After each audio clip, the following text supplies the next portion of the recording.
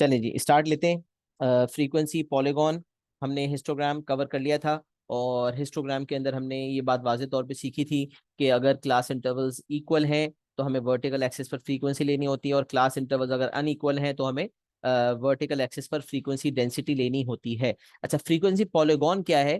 Frequency polygon, but सबसे पहले तो पॉलीगॉन की डेफिनेशन जहन में होनी चाहिए। What is a polygon? तो a polygon is a closed figure with at least 3 sides. कोई भी फिगर जो क्लोज्ड है, जो बंद है, और उसकी कम से कम 3 साइड है। तो हमने इसको पढ़ा हुआ है कि 3 साइडेड पॉलीगॉन ट्राइंगल होता है, 4 साइडेड क्वाड्रिलेटरल होता है, 5 साइडेड पॉलीगॉन जो है उसको हम पेंटागन कहते हैं। सही है। 6 साइडेड होता है, 5 साइडेड पेंटागन होता है, 6 साइडेड हेक्सागन होता है, सो ऑन। अभी पॉलीगॉन एज अ टॉपिक भी आपने इंशाल्लाह पढ़ना है, बट अभी ये समझ लें कि पॉलीगॉन जो है वो कोई भी क्लोज फिगर होता है जिसकी कम से कम 3 साइड्स होती हैं, क्योंकि 2 लाइंस जो है वो क्लोज नहीं हो सकती, 3 होना जरूरी है। तो फ्रीक्वेंसी पॉलीगॉन भी एक क्लोज फिगर है, लेकिन बनता कैसे है ये अब समझना है मुझे। तो अब फ्रीक्वेंसी पॉलीगॉन बनाने के लिए मेरे पास क्या होना चाहिए, तो उसकी कोऑर्डिनेट्स कैसे प्लॉट होते हैं, तो ये समझ लें आप। कोऑर्डिनेट्स आपने प्लॉट करने होंगे, उनको आपने लाइन से ज्वाइन करना होगा, और फिर उसको बंद करना होगा, तो फ्रीक्वेंसी पॉलीगॉन बन जाएगा। अब इसमें जैसे हिस्टोग्राम में मैंने आपको बताया था कि क्लास विड्थ इक्वल भी हो सकती है, क्लास इंटरवल्स कह लें या क्लास विड्थ कह लें, इक्वल भी हो सकती है, अनइक्वल भी हो सकती है। अगर क्लास विड्थ इक्वल है ना तो वर्टिकल एक्सिस पर हम फ्रीक्वेंसी लेते हैं, और क्लास विड्थ अगर अनइक्वल है तो हम वर्टिकल एक्सिस पर फ्रीक्वेंसी डेंसिटी लेते हैं। हिस्टोग्राम की बात बता रहा हूं। Same goes for frequency polygon. याद रखें, फ्रीक्वेंसी पॉलीगॉन बनाने के लिए हमें कोऑर्डिनेट्स निकालने होते हैं, और कोऑर्डिनेट्स होते हैं मिडल वैल्यू कॉमा फ्रीक्वेंसी, या middle value comma frequency density. मतलब जो आपका जो एक्स कोऑर्डिनेट है वो आपकी middle value of every class. अच्छा, मिडल वैल्यू हमने और भी कहीं निकालना सीखी थी। कहां पर निकालना सीखी थी मिडल वैल्यू? हम कब निकालते थे? रिकॉल करें।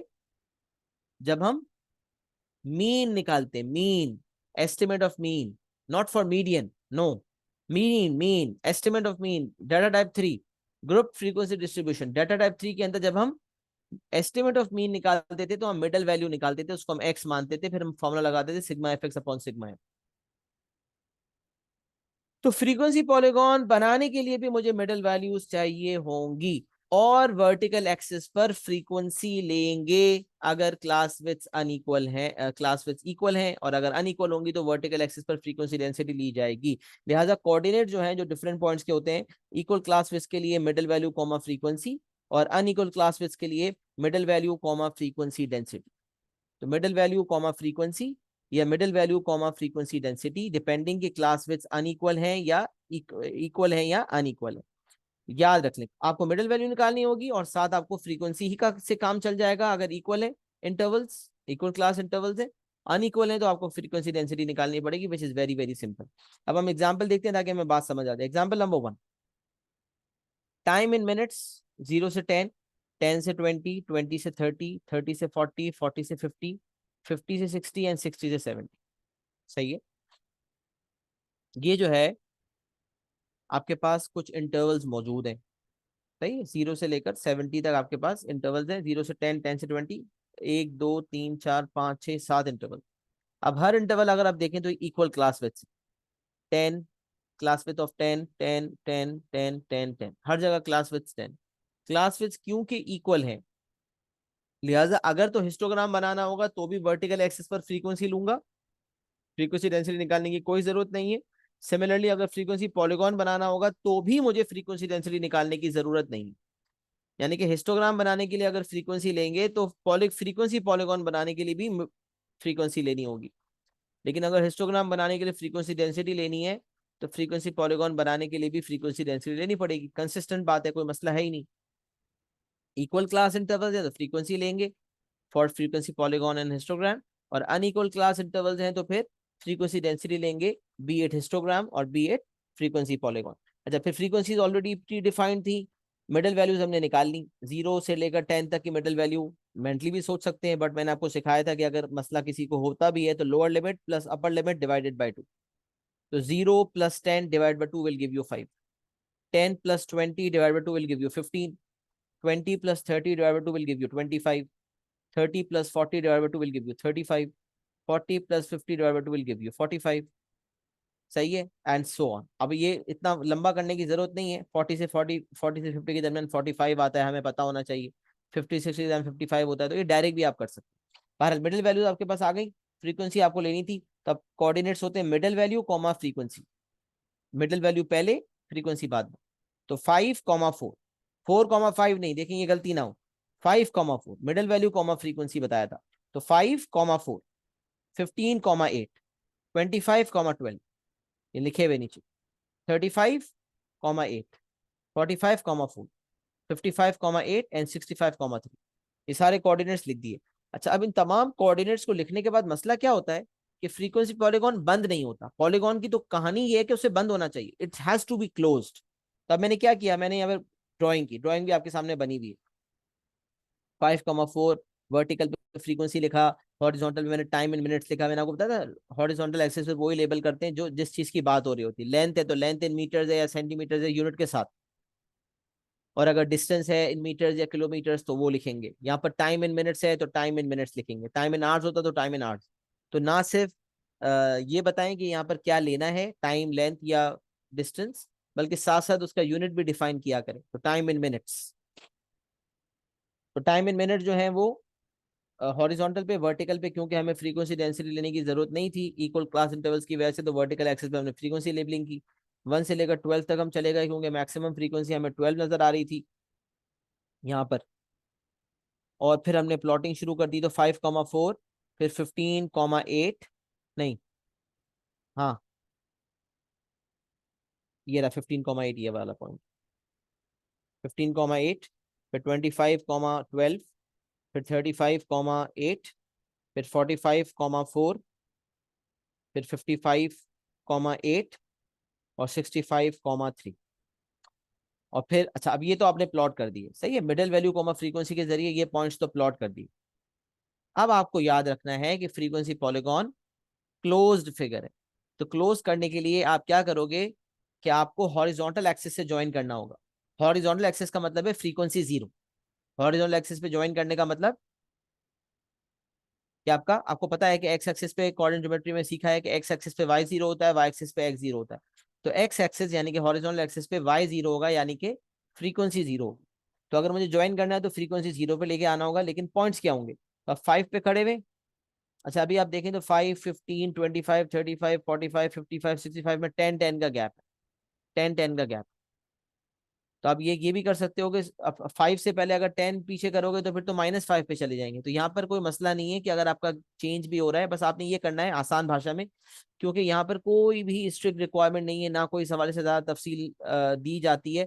बस इतना बताया जाता है कि पॉलीगॉन को किसी तरह क्लोज करना है, क्लोज करना इंपॉर्टेंट है। बाज औकात मार्किंग स्कीम में भी अक्सर इसके हवाले से कोई बात नहीं होती, मार्किंग स्कीम क्लोज करने के हवाले से भी बात नहीं करती, वो पॉइंट्स के हवाले पे फोकस करी होती है। But we have to close frequency polygon क्योंकि that is a requirement of a polygon. तो उसके लिए आपने क्या किया कि आपने सारी लाइंस बनाने के बाद आपने क्या किया, पहले पॉइंट्स मार्क किए, देखें सारे पॉइंट्स प्लॉट किए, सही है, पहले सारे पॉइंट्स प्लॉट किए, नंबर 1। उसके बाद क्या किया, इस पॉइंट को इस पॉइंट से ज्वाइन किया, एक लाइन बनी। फिर इस पॉइंट से इस पॉइंट को ज्वाइन किया, दूसरी लाइन बनी। फिर यहाँ से यहाँ तक तीसरी लाइन बनी, यहाँ से यहाँ तक चौथी लाइन बनी, यहाँ से यहाँ तक पांचवी लाइन बनी, यहाँ से यहाँ तक छठी लाइन बनी, यहाँ से यहाँ तक सातवीं लाइन बनी। ये सारी लाइंस बन गई, सही है। तो 1 2 3 4 5 6 7 8, ये 8 लाइन, अच्छा नहीं सॉरी, 1 2 3 4 5 6, ये 6 लाइंस आपने बनानी। अब आपका यहाँ से यहाँ तक पॉलीगॉन बना हुआ है, सही है, और ये खुला हुआ है, बंद नहीं है। तो उसको बंद करने के लिए आप क्या करोगे, 5,4 से थोड़ा पीछे आ जाओ, तो फ्रीक्वेंसी तो जीरो ही होनी है। तो 5 से पीछे आ जाओगे, जीरो पे आ जाओगे, 5 पीछे आ गए। और इसी तरह 65 से 5 आगे चले गए। 65,3 था, 70,0 पे क्लोज कर दिया, और ये 0,0 पे क्लोज कर दिया। तो अब ये यहाँ से लेकर 0,0 तक ज्वाइनिंग कर दी, और यहाँ से लेकर यहाँ तक 70,0 पे ज्वाइनिंग कर दी। तो ये जब हमने, सबसे पहले मैं फिर प्रोसेस बता रहा हूँ, मिडिल वैल्यू कॉमा फ्रीक्वेंसी लेने के बाद पॉइंट्स प्लॉट हुए, 1 2 3 4 5 6 7, ये 7 पॉइंट्स प्लॉट हुए, आप देख सकते हैं 1 2 3 4 5 6 7, 7 पॉइंट्स प्लॉट हो गए। अब 7 पॉइंट्स प्लॉट होने के बाद आपने पॉइंट टू पॉइंट रूलर से ज्वाइनिंग करनी है। तो इसको इससे ज्वाइन किया, इसको इससे ज्वाइन किया, 2 3 4 5 6, 6 लाइंस बन गई, 6 लाइंस बन गई। अब आपका यहां से लेकर यहां तक पॉलीगॉन बन चुका है। अब इसको आपने क्लोज करना है, तो क्लोज करने के लिए आपने जैसे आप 65 पे खड़े हैं तो आप यहीं क्लोज कर दें 70 पे कर दें यहाँ पर क्लोज, और यहाँ पर आप 5 से 5 पीछे जाके 0 पे क्लोज कर दें, यहाँ 5 आगे जाके 65 से 70 पे क्लोज कर दिया, और यहाँ 5 पीछे आके 0 पे क्लोज कर दिया। सही है, तो ये हमने क्लोजिंग कर दी। अब 0,0 से लेकर 70,0 तक ये पॉइंट्स हमारे ऑलरेडी प्लॉटेड थे। 0,0 70,0 मजीद प्लॉट हो गए, ज्वाइनिंग हो गई। 5,4 को 0,0 से और 65,3 को 70,0 से ज्वाइन किया, तो हमारे पास फ्रीक्वेंसी पॉलीगॉन बन गया, जैसा कि आपको नजर आ रहा है। यह आपका जो है वो फ्रीक्वेंसी पॉलीगॉन का एग्जाम्पल नंबर 1 हो गया। सही है जनाब। तो ये फ्रीक्वेंसी पॉलीगॉन क्या होता है और फ्रीक्वेंसी पॉलीगॉन कैसे बनता है, ये बात आपको समझ आ गई है? जरा मुझे इसकी एक्नॉलेजमेंट दें। स्क्रीनशॉट भी ले लें, बाकी मैं आपको इंशाल्लाह फाइल भी अल्लाह के हुक्म से भेज दूंगा।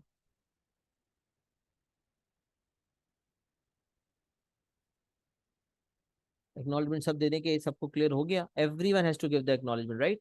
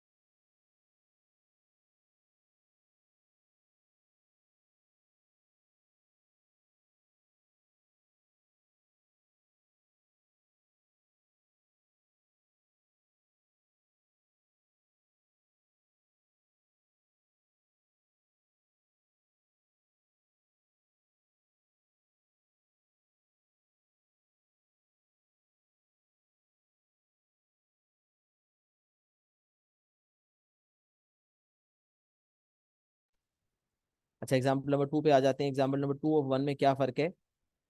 एग्जाम्पल नंबर 2 के अंदर जो है वो हिस्टोग्राम के साथ पॉलीगॉन बनाना है। तो यहाँ पर ये बताने की जरूरत है, सबसे पहली बात तो ये बतानी है कि अगर तो अनइक्वल क्लास इंटरवल है तो आपने फ्रीक्वेंसी डेंसिटी लेनी होगी, ये बात आप जानते हैं।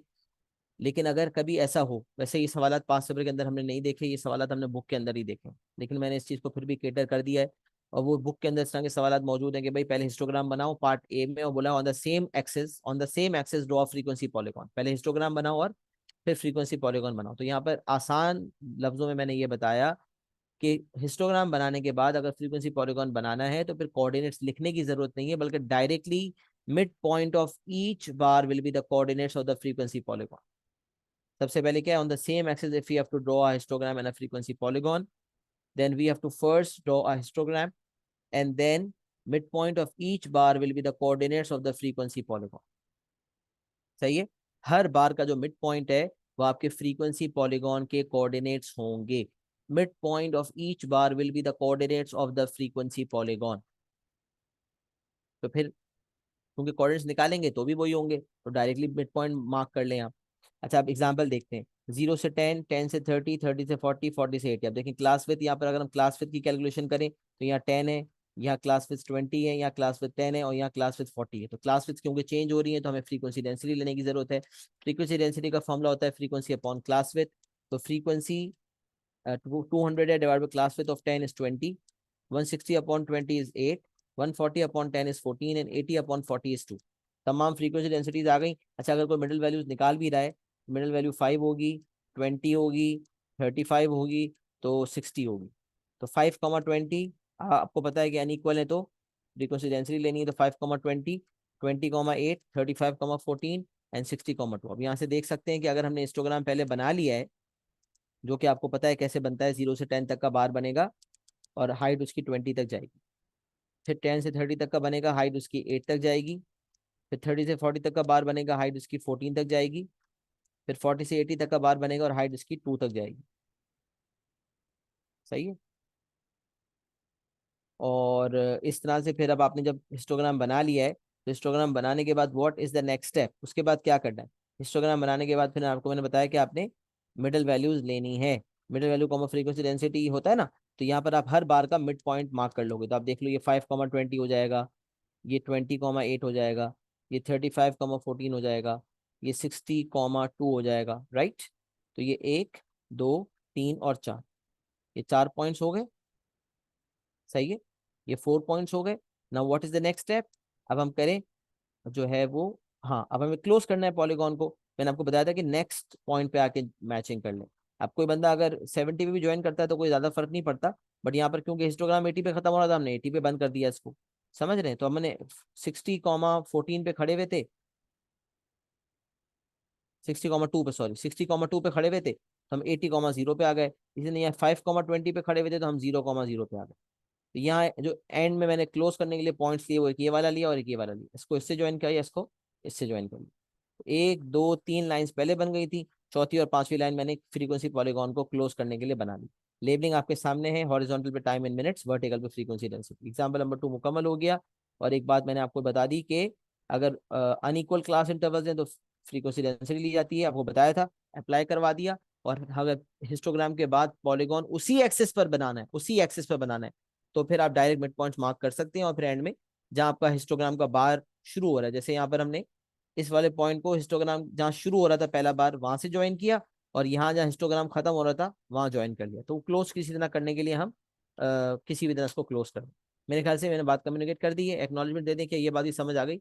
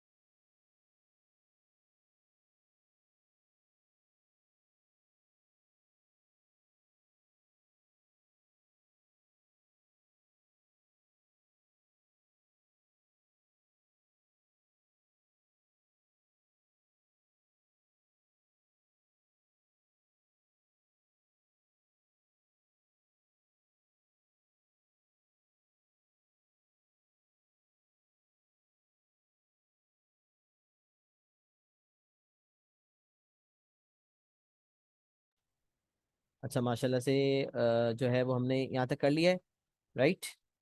यहाँ तक सबको क्लियर भी हो गया? सही है। और गुफ्तगू को हम यहाँ से आगे लेके जा रहे हैं इंशाल्लाह। क्यूमुलेटिव फ्रीक्वेंसी कर्व्स की जाने बढ़ रहे हैं इंशाल्लाह। क्यूमुलेटिव फ्रीक्वेंसी कर्व जो हैं, अब इसको समझना है हमें, सही है। क्यूमुलेटिव फ्रीक्वेंसी कर्व्स में सबसे पहले हमें वर्ड बड़ा इंपॉर्टेंट है, cumulative. What is the meaning of the word cumulative? तो आपने अक्सर सुना होगा ना, एक्यूमुलेशन ऑफ वेल्थ। यार इस बंदे ने जवानी में बड़ा पैसा इकट्ठा किया, he has accumulated a lot of wealth in his early years of life, या when he was very young, something like that। तो एक्यूमुलेशन का मतलब क्या होता है? जमा करना, एक्यूमुलेशन ऑफ वेल्थ। इसी तरह क्यूमुलेटिव भी इसी कॉन्टेक्स्ट में समझा जाता है, एक्यूमुलेशन या क्यूमुलेटिव। तो क्यूमुलेटिव फ्रीक्वेंसी मतलब एडेड फ्रीक्वेंसी, फ्रीक्वेंसीज को ऐड कर करके जो फ्रीक्वेंसी आ रही है उसे क्यूमुलेटिव फ्रीक्वेंसी कहा जाता है। क्यूमुलेटिव मतलब फ्रीक्वेंसीज ऐड क्यों हो रही हैं, ये हम थोड़ी देर में इंशाल्लाह समझ लेंगे। पहले ये समझ लें कि क्यूमुलेटिव फ्रीक्वेंसी कर्व किस डाटा टाइप के लिए यूज होता है। हिस्टोग्राम बार चार्ट हमने देखा, it is use for data type 2, ungroup data with a frequency distribution, ungroup data with a frequency distribution.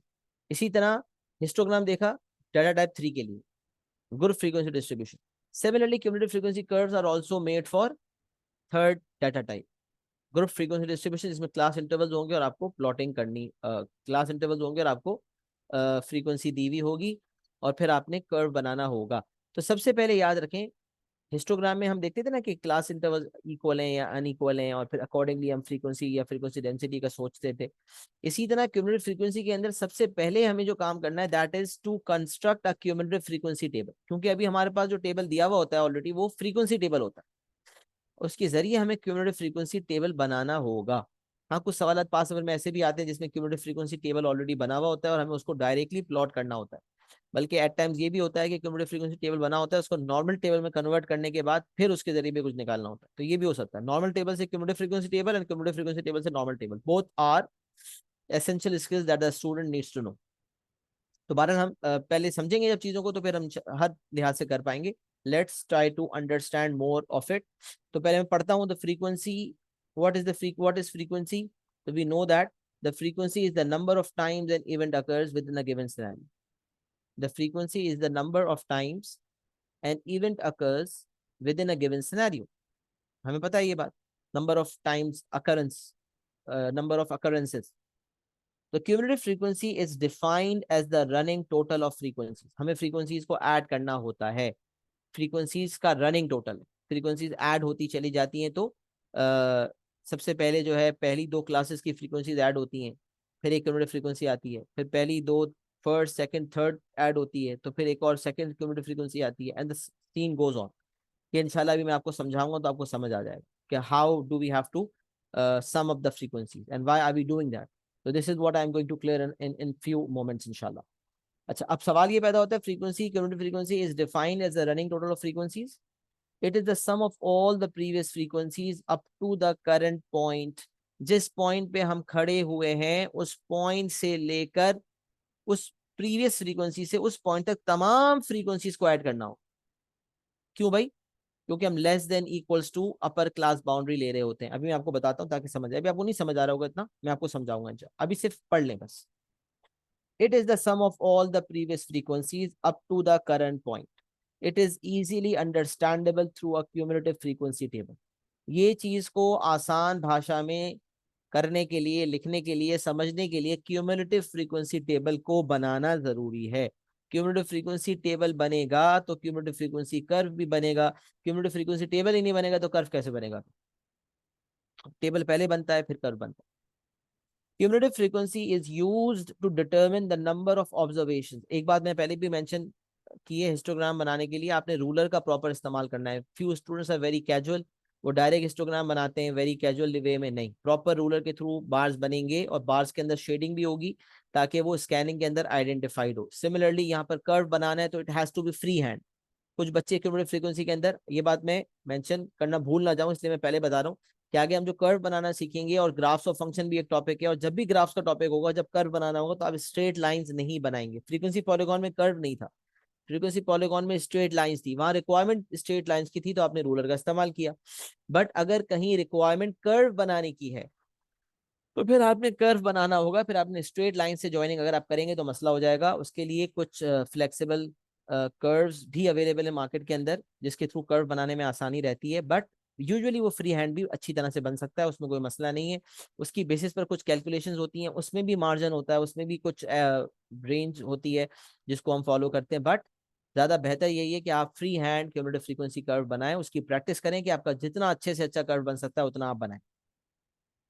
तो cumulative frequency is used to determine the number of observations that lie above or below a particular value in a data set। अच्छा, मैंने above वाले को cancel इसलिए किया हुआ है कि वैसे तो दोनों किस्म के क्यूमुलेटिव फ्रीक्वेंसी कर्व्स बनते हैं, above वाला भी और below वाला भी। बट हमारा जो कैम्ब्रिज का सिलेबस हो रहा है वो below को फोकस कर रहा होता है, it is focusing on below। सही है, कैम्ब्रिज सिलेबस हमारा below पे फोकस कर रहा होता है, तो इसलिए मैंने कहा हमारा वाला below पे ही हमें टेस्टिंग हो रही होती है। तो cumulative frequency is used to determine the number of observations that lie below a particular value in a data set। The cumulative frequency is calculated using a frequency distribution table। cumulative frequency की calculation के लिए frequency distribution table होना चाहिए। अगर आप cumulative frequency table बनाना चाहते हो तो उसके लिए आप किसका सहारा लोगे? आप frequency distribution table का सहारा लोगे। अगर आप cumulative frequency table बनाना चाहते हैं तो आप frequency distribution table का सहारा लेंगे। सही है, क्यूमुलेटिव फ्रीक्वेंसी टेबल बनाने के लिए फ्रीक्वेंसी डिस्ट्रीब्यूशन टेबल का सहारा लेना होगा। और अगर कभी क्यूमुलेटिव फ्रीक्वेंसी टेबल बनाया हुआ होगा तो उसके जरिए कभी कभार आपको फ्रीक्वेंसी डिस्ट्रीब्यूशन टेबल को भी बनाना पड़ सकता है। तो यहाँ से जिस तरह से जैसे यहाँ से यहाँ जाने की जरूरत पड़ती है, वैसे यहाँ से यहाँ आने की भी जरूरत पड़ सकती है। तो it's two sided, we have to learn it two sided. पहले हम एक साइड भी सीखेंगे लेकिन फिर दूसरी साइड भी समझ आ जाएगा इंशाल्लाह। अच्छा, curve that represent the cumulative frequency distribution, हमने जो क्यूमुलेटिव फ्रीक्वेंसी टेबल बनाया है और क्यूमुलेटिव फ्रीक्वेंसी की डिस्ट्रीब्यूशन नोट की है उसको रिप्रेजेंट करने के लिए कर्व जो बनता है उसे क्यूमुलेटिव फ्रीक्वेंसी कर्व कहा जाता है। तो a curve that represent the cumulative frequency table या represent the cumulative frequency distribution. CF table के अंदर क्या हो रहा है? सीएफ की डिस्ट्रीब्यूशन ही तो है ना। तो सीएफ टेबल बना के जो सीएफ की डिस्ट्रीब्यूशन हमने दिखाई है उसको इस्तेमाल करते हुए जब हम कर्व बनाते हैं तो that curve is representing that cumulative frequency distribution. And this is what is written: a curve that represents the cumulative frequency distribution of group data मतलब data type 3 on a graph is called a cumulative frequency curve। A curve that represents the cumulative frequency distribution of group data on a graph is called a cumulative frequency curve। Representing cumulative frequency data on a graph is the most efficient way to understand the data and derive results। इससे काफी results derive होते हैं, जैसे कि भी हम सीखेंगे कि इससे हम क्वार्टाइल्स निकालते हैं, इससे हम मीडियन निकालते हैं, इससे हम जो है वो परसेंटाइज भी निकालते हैं। और उसके जरिए कुछ हमसे कुछ डाटा जो है जो निकलता है उसके जरिए हम कंपैरिजन करते हैं, कुछ डिसीजन मेकिंग करते हैं। तो इससे रिजल्ट्स बहुत अच्छे डिराइव हो सकते हैं। Cumulative frequency is used for comparing two sets of data. At times it happens that two curves are given and the examiner asks us to compare, and at times हमसे curve बनवाए जाते हैं और comparison भी हमसे करवाया जाता है। तो भाई रिजल्ट्स ओरिएंटेड है, काफी रिजल्ट्स डिराइव करके हमें देता है क्यूमुलेटिव फ्रीक्वेंसी कर्व। अच्छा, cumulative frequency graph is used to represent large sets of continuous data. जैसे हिस्टोग्राम में बात बताई थी कि वो भी लार्ज सेट्स ऑफ डाटा के लिए बनता है, ग्रुप डाटा के लिए बनता है, डाटा टाइप 3 के लिए बनता है और लार्ज सेट्स ऑफ डाटा के लिए बनता है। सेम बात क्यूमुलेटिव फ्रीक्वेंसी के लिए भी लिखी हुई है। Cumulative frequency graph is used to represent large sets of continuous data. अभी एक अलग इंपॉर्टेंट बात है कि एक तो डाटा सेट लार्ज होना चाहिए, उसके अलावा कंटीन्यूअस भी होना चाहिए। तो सेम पॉइंटर हिस्टोग्राम में भी था कि अगर डाटा कंटीन्यूअस नहीं है तो क्लास बाउंड्रीज के जरिए उसे कंटिन्यूस बनाना पड़ेगा। अगर डाटा सेट कंटिन्यूस है तो फिर तो मसला ही नहीं। बट अगर डाटा सेट में गैप है, मतलब क्लास इंटरवल्स में गैप है, हमने ये सीखा था राइट। अगर आप भूल गए हैं तो आप रिकॉर्डिंग हिस्टोग्राम की देखिएगा। और कुछ बच्चों ने लास्ट क्लास में जल्दी भी लीव किया था, जिन्होंने अर्ली लीविंग की थी वो भी जरूर देखें, ऐसा ना हो कि आपने ना देखा। वैसे तो उसूलन अभी तक आप देख के आना चाहिए था, लेकिन अगर आपने नहीं देखा तो प्लीज मेक श्योर कि आप उसको देख लें, क्योंकि उसमें हमने सीखा था कि अगर क्लास इंटरवल्स में गैप है तो उसे कैसे एलिमिनेट किया जाता है। हम क्लास इंटरवल्स को तब्दील करके क्लास बाउंड्रीज बनाते हैं। उसमें हमने सीखा था कि जहाँ पहली क्लास खत्म हो रही होती है और जहाँ दूसरी क्लास शुरू होती है उसका गैप नोट होता है, और जो गैप है वो डिवाइडेड बाय 2 होता है। गैप को नोट करने के बाद डिवाइड बाय 2 करते हैं, और फिर डिवाइड बाय 2 करने के बाद जो फिगर आता है उसको हर अपर क्लास बाउंड्री में हम ऐड करते हैं, हर अपर क्लास लिमिट में हम ऐड करते हैं, हर लोअर क्लास लिमिट में हम सब्ट्रैक्ट करते हैं। लोअर क्लास लिमिट को हम मजीद लोअर करते हैं, अपर क्लास लिमिट को हम मजीद अपर करते हैं, राइट। तो हमें प्लस माइनस करना पड़ता है, हर लोअर को लो करते हैं, हर अपर को अप करते हैं, तो फिर वो मिल जाती हैं और वो डाटा कंटिन्यूस बन जाता है। तो जो काम हिस्टोग्राम के लिए करना था कि डाटा को कंटिन्यूस बनाना पड़ता था, वही काम क्यूमुलेटिव फ्रीक्वेंसी कर्व बनाने से पहले भी करना होगा। अगर डाटा कंटिन्यूस नहीं है तो कंटिन्यूस बनाना पड़ेगा। अच्छा, एक बड़ी इंपॉर्टेंट बात जो अक्सर बच्चे पूछते हैं, जो कि मिस हो जाती है, फिर वो मेरे जहन में भी आई, तो मैंने कहा मैं बता दूं कि सर हिस्टोग्राम में अगर क्लास इंटरवल इक्वल है तो हम फ्रीक्वेंसी देखते हैं, और अनइक्वल है तो हम फ्रीक्वेंसी डेंसिटी लेते हैं। क्या क्यूमुलेटिव फ्रीक्वेंसी के लिए भी हमें फ्रीक्वेंसी डेंसिटी निकालनी है? ओ भाई, फ्रीक्वेंसी डेंसिटी का कोई काम नहीं है क्यूमुलेटिव फ्रीक्वेंसी के लिए। तो क्लास इंटरवल्स इक्वल है या नहीं इक्वल, क्लास इंटरवल्स इक्वल है या अनइक्वल है, इसका कोई इंपैक्ट क्यूमुलेटिव फ्रीक्वेंसी कर्व पे नहीं पड़ेगा। जैसे हिस्टोग्राम के लिए तो हमें देखना पड़ता है ना कि इक्वल क्लास इंटरवल्स है या अनइक्वल है, और अकॉर्डिंगली हम फ्रीक्वेंसी या फ्रीक्वेंसी डेंसिटी लेते हैं। Same goes for frequency polygon. But cumulative frequency curve के लिए क्लास इंटरवल्स इक्वल है या अनइक्वल है ये मैटर नहीं करता। इक्वल है या अनइक्वल है ये मैटर नहीं करता, क्योंकि फ्रीक्वेंसी डेंसिटी निकालने जैसा कोई कॉन्सेप्ट क्यूमुलेटिव फ्रीक्वेंसी कर्व में नहीं है। भाई क्यूमुलेटिव फ्रीक्वेंसी में तो क्यूमुलेटिव फ्रीक्वेंसी टेबल बनता है, जिसका कोई ताल्लुक जो है वो इक्वल या अनइक्वल क्लास इंटरवल से नहीं है। तो इक्वल अनइक्वल क्लास इंटरवल का चक्कर यहाँ पर नहीं है, ये बात समझ आ गई। लेकिन यहाँ पर जो चक्कर है वो है कंटिन्यूस बनाने का चक्कर, जैसे हिस्टोग्राम में था वो यहाँ भी। डाटा अगर कंटिन्यूस नहीं है तो क्लास इंटरवल्स को क्लास बाउंड्रीज में कन्वर्ट करेंगे और उसे कंटिन्यूस बनाएंगे। सही है। वहां अनइक्वल में फ्रीक्वेंसी डेंसिटी निकालनी पड़ती थी, यहाँ पर इक्वल हो या अनइक्वल हो क्यूमुलेटिव फ्रीक्वेंसी टेबल बनेगा, फ्रीक्वेंसी डेंसिटी निकालने का कोई टेंशन नहीं है। हमेशा क्यूमुलेटिव फ्रीक्वेंसी टेबल बनेगा, उसके जरिए क्यूमुलेटिव फ्रीक्वेंसी कर्व ड्रॉ होगा। बस ये याद रखना है कि अगर डाटा कंटिन्यूस नहीं है तो उसे कंटिन्यूस बनाना पड़ेगा। सही है जी, ये बात समझ आ गई। अब सवाल ये पैदा होता है, सर हॉरिजॉन्टल एक्सिस पर क्या लें, वर्टिकल पे क्या लें? तो मैं यहाँ पर बात करता हूँ। The horizontal axis is labelled with what the data represents, example weight in kilograms, length in centimetres. ये वही बात है जो मैंने आपको हिस्टोग्राम में भी बताई थी, बार चार्ट में भी बताई थी, कि भाई हॉरिजॉन्टल एक्सिस पर वही आता है जिसकी सवाल बात कर रहा है। सवाल टाइम की बात कर रहा है, टाइम इन मिनट्स की बात कर रहा है तो time in minutes, weight in KGs की या ग्राम्स की बात कर रहा है तो वेट, लेंथ की बात कर रहा है तो लेंथ, और वो भी यूनिट के साथ, ये सेंटीमीटर है या मीटर है। तो ये हॉरिजॉन्टल एक्सिस पे वही बात है, बट लेबलिंग तो आपको समझ आ गई, बट लेना क्या है? तो बार चार्ट में मैंने कहा था आपको कि हर नंबर का एक बार होता है। हिस्टोग्राम में मैंने कहा था कि हर बार का एक स्टार्टिंग पॉइंट होता है और एक एंडिंग पॉइंट होता है। यहां पर मैं कह रहा हूं क्यूमुलेटिव और फ्रीक्वेंसी पॉलीगॉन के लिए मैंने बताया था कि मिडिल वैल्यू लेनी होती है, मिडिल वैल्यू कॉमा फ्रीक्वेंसी या middle value comma frequency density. Similarly यहाँ पर भी कोऑर्डिनेट्स की प्लॉटिंग होती है, जैसे फ्रीक्वेंसी पॉलीगॉन में कोऑर्डिनेट्स प्लॉट होते हैं ना, हिस्टोग्राम में तो बार्स बनते हैं। फ्रीक्वेंसी पॉलीगॉन में कोऑर्डिनेट्स प्लॉट होकर स्ट्रेट लाइन से ज्वाइनिंग होती है। क्यूमुलेटिव फ्रीक्वेंसी कर्व में पॉइंट्स की प्लॉटिंग होने के बाद कर्व बनता है, स्मूथ कर्व होते पॉइंट्स ही। तो पॉइंट्स के कोऑर्डिनेट्स पता है क्या होते हैं? अपर class boundaries comma cumulative frequency, अपर class boundaries comma cumulative frequency. अब अपर क्लास, अच्छा बाउंड्रीज तो बनाने की जरूरत हमेशा पड़ती नहीं है, तो अपर क्लास बाउंड्री नहीं होगी तो जो क्लास इंटरवल होंगे उसकी उसमें अपर क्लास लिमिट, अपर class limit comma cumulative frequency. तो ये यहाँ पर वाजे तौर पे लिखा हुआ है, अभी इतना समझ नहीं आ रहा होगा, जब मैं इसको एग्जाम्पल फॉर्म में करवाऊंगा तो ज्यादा समझ आएगा। अभी सिर्फ बस सुनते जाएं, अभी सुनते जाएं, ये चीजें सब कनेक्ट होंगी, विल कनेक्ट द डॉट्स इंशाल्लाह। तो यहाँ पर take all upper class boundaries on horizontal axis, असल समझ जो है ना वो एग्जाम्पल के जरिए ही आता है, लेकिन कुछ बातें पहले बतानी पड़ती हैं, फिर एग्जाम्पल के दौरान उसको इम्प्लीमेंट करवाते वक्त दोबारा री किया जाता है। तो इसलिए सुनने पे फोकस करें, समझने पे फोकस करें, अच्छी तरह समझ आ जाएगा जब मैं आपको एग्जाम्पल करवाऊंगा इंशाल्लाह। बोला करें इंशाल्लाह। The horizontal axis is labelled with what the data represents, example weight in grams, length in centimetres. तो याद ये रखना है कि take all upper class boundaries on horizontal axis, horizontal axis पर आपने तमाम अपर क्लास बाउंड्रीज लेनी है। Take lower class boundary of the first class interval so that the curve can be join with the horizontal axis. All upper class boundaries on horizontal axis हैं। Take lower class boundary of the first class interval, पहले class interval जो है उसकी आपको lower class boundary लेनी है,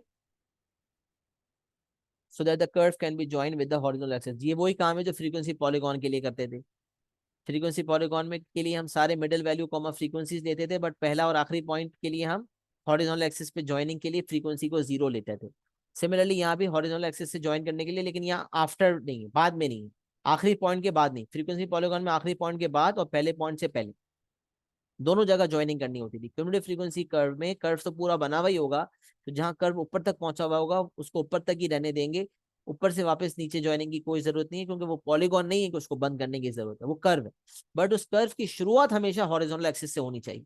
तो वैसे तो तमाम अपर क्लास बाउंड्रीज लेते हैं, अपर class boundaries comma frequency comma cumulative frequency, अपर क्लास बाउंड्रीज कॉमा अपर class boundary comma cumulative frequency coordinates बनते हैं। मतलब यहाँ मैं आपको ये बता दूं कि यहाँ अब जब हम प्लॉटिंग करते हैं तो हमारे कोऑर्डिनेट्स प्लॉट होते हैं, और कोऑर्डिनेट्स इस तरह से होते हैं, अपर क्लास बाउंड्री या अपर क्लास लिमिट।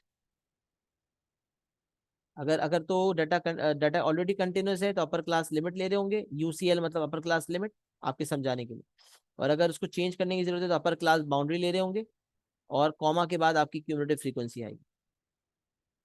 लेकिन जो सबसे पहला पॉइंट होता है कोऑर्डिनेट्स की प्लॉटिंग होती है, जिसमें अपर क्लास लिमिट कॉमा अपर क्लास लिमिट स्लैश अपर क्लास बाउंड्री, दोनों में से कोई एक चीज लेते हैं हॉरिजॉन्टल पे। और वर्टिकल के लिए वी टेक क्यूमुलेटिव फ्रीक्वेंसी, जो कि आगे लिखा हुआ भी है कि for vertical axis we take cumulative frequency on vertical axis, को नीचे ही कर देता हूँ बल्कि vertical take cumulative frequency on vertical axis whether class intervals are equal unequal. ये बात वाज़ेह तौर पे लिखी हुई भी है कि चाहे क्लास इंटरवल इक्वल हो या अनइक्वल हो, आपने वर्टिकल एक्सिस पर क्यूमुलेटिव फ्रीक्वेंसी लेनी है। इक्वल या अनइक्वल का चक्कर तो तब होता है जब हमें ये डिसाइड करना हो कि फ्रीक्वेंसी लेनी है या फ्रीक्वेंसी डेंसिटी। यहाँ तो फ्रीक्वेंसी फ्रीक्वेंसी डेंसिटी का चक्कर ही नहीं लेना, हमें तो लेनी ही क्यूमुलेटिव फ्रीक्वेंसी है। तो अनइक्वल है या इक्वल है कोई फर्क नहीं पड़ता, यहाँ पर हर हर हर दफा सी एफ टेबल बनेगा। सी एफ टेबल में सी एफ निकलती हैं, मतलब क्यूमुलेटिव फ्रीक्वेंसी निकलती हैं, and those are plotted on the vertical axis. सही है, कोऑर्डिनेट्स भी आपको मैंने बता दिया कि कोऑर्डिनेट्स प्लॉट होंगे, ज्वाइनिंग होगी। लेकिन पहला जो पॉइंट होगा, पहला जो कोऑर्डिनेट होगा, फर्स्ट कोऑर्डिनेट जो लिखा हुआ भी है, first coordinate that is first coordinate is the lower class limit और लोअर क्लास बाउंड्री कॉमा 0।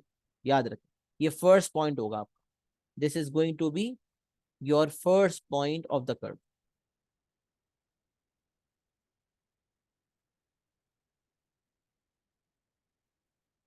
सारे पॉइंट्स जो हैं वो अपर क्लास लिमिट या upper class boundary comma cumulative frequency होंगे, बट जो पहला पॉइंट होगा क्यूमुलेटिव फ्रीक्वेंसी कर्व को हॉरिजॉन्टल एक्सिस से ज्वाइन करने के लिए, वो होगा lower class limit slash lower class boundary comma 0। उस केस में सी एफ 0 होगी ताकि हॉरिजॉन्टल एक्सिस से ज्वाइन हो जाए। यही बात लिखी हुई है, all upper class boundaries on horizontal axis but take lower class boundary of the first class interval so that the curve can be joined with the horizontal axis, जिसकी application मैंने आपको ये बता दी। अच्छा, take C F on vertical whether class interval equal equal बात कर ली। अब नोट पे आते हैं, if the data is not continuous first make it continuous by using class boundary. देखिए मैंने हर पॉइंटर को नोट्स में कितने प्यारे तरीके से खूबसूरती से ऑलरेडी नोट किया हुआ है, ताकि आप लोगों को अच्छी तरह से ये बात समझ आ जाए। सही है, तो take cumulative frequency on vertical axis whether class intervals are equal और अनइक्वल। ये बात भी कर ली, डाटा कंटिन्यूस नहीं है तो उसे कंटिन्यूस बनाना पड़ेगा और क्लास बाउंड्रीज आएंगी वजूद में। whenever we have to draw a cumulative frequency curve we always draw a cumulative frequency table first। ये बात भी बता दी, सबसे पहले सी एफ टेबल बनेगा, फिर सी एफ कर्व बनेगा। और सी एफ टेबल बनाने से पहले भी ये देखना होगा, सबसे पहले ये देखना है कि डाटा कंटिन्यूस है या नहीं, कंटिन्यूस नहीं है तो उसको पहले कंटिन्यूस बनाएं, क्लास बाउंड्रीज का इस्तेमाल करें। फिर अगर क्लास बाउंड्रीज का इस्तेमाल हुआ है तो क्लास बाउंड्रीज के को इस्तेमाल करते हुए सी एफ टेबल बनेगा, और अगर क्लास बाउंड्रीज का इस्तेमाल नहीं हुआ तो क्लास इंटरवल्स को इस्तेमाल करते हुए सी एफ टेबल बनेगा, बट सी एफ टेबल पहले बनेगा। एक दफा से सी एफ टेबल बन गया फिर सी एफ कर्व बनेगा, इंशाल्लाह कोऑर्डिनेट्स की प्लॉटिंग होगी और सी एफ कर्व बन जाएगा। और ये बात मैं हर दफा बताता जा रहा हूँ कि label the axis for sure, horizontal को भी वर्टिकल को भी आपने जरूर लेबल करना है, वरना फिर आपके मार्क्स डिडक्ट हो जाएंगे। यहाँ तक आप लोगों को बात समझ आ रही है?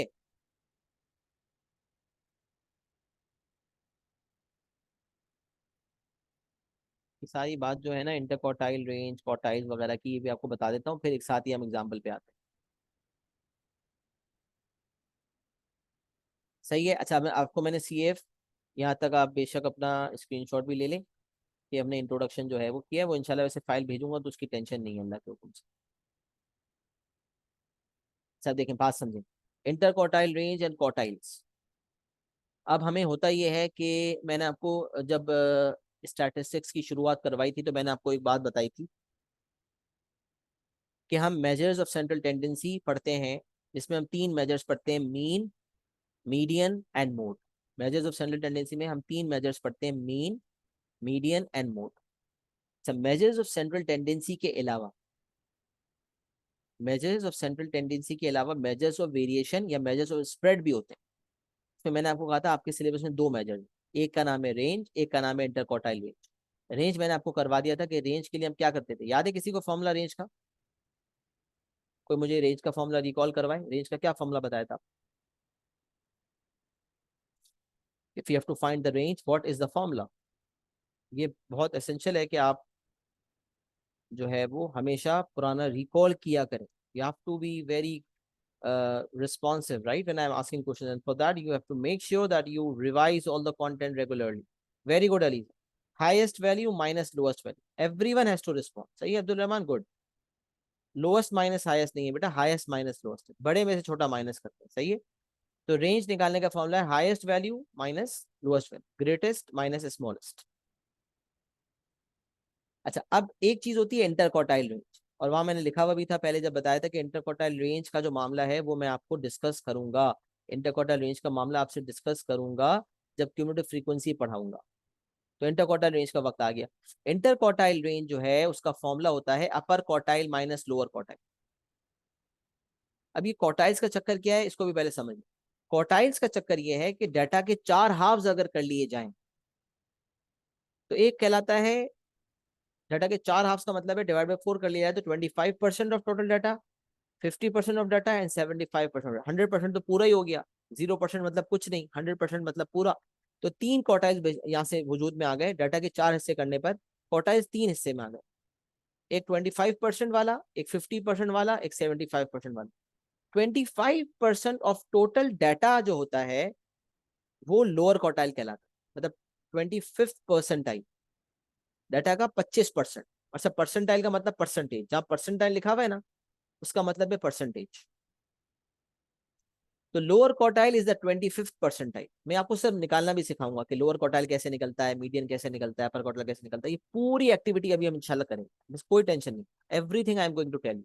अभी सिर्फ समझ लें, डाटा को अगर हम 4 हाउस में डिवाइड कर दें, क्वार्टर्स में डिवाइड कर दें, तो एक हो गया 25%, एक हो गया 50%, एक हो गया 75%। तो तीन क्वार्टाइल्स आ गए। 25% जो है वो है लोअर क्वार्टाइल, 50% हमने पहले भी पढ़ा था, इट इज मीडियन, और 75% is called upper quartile.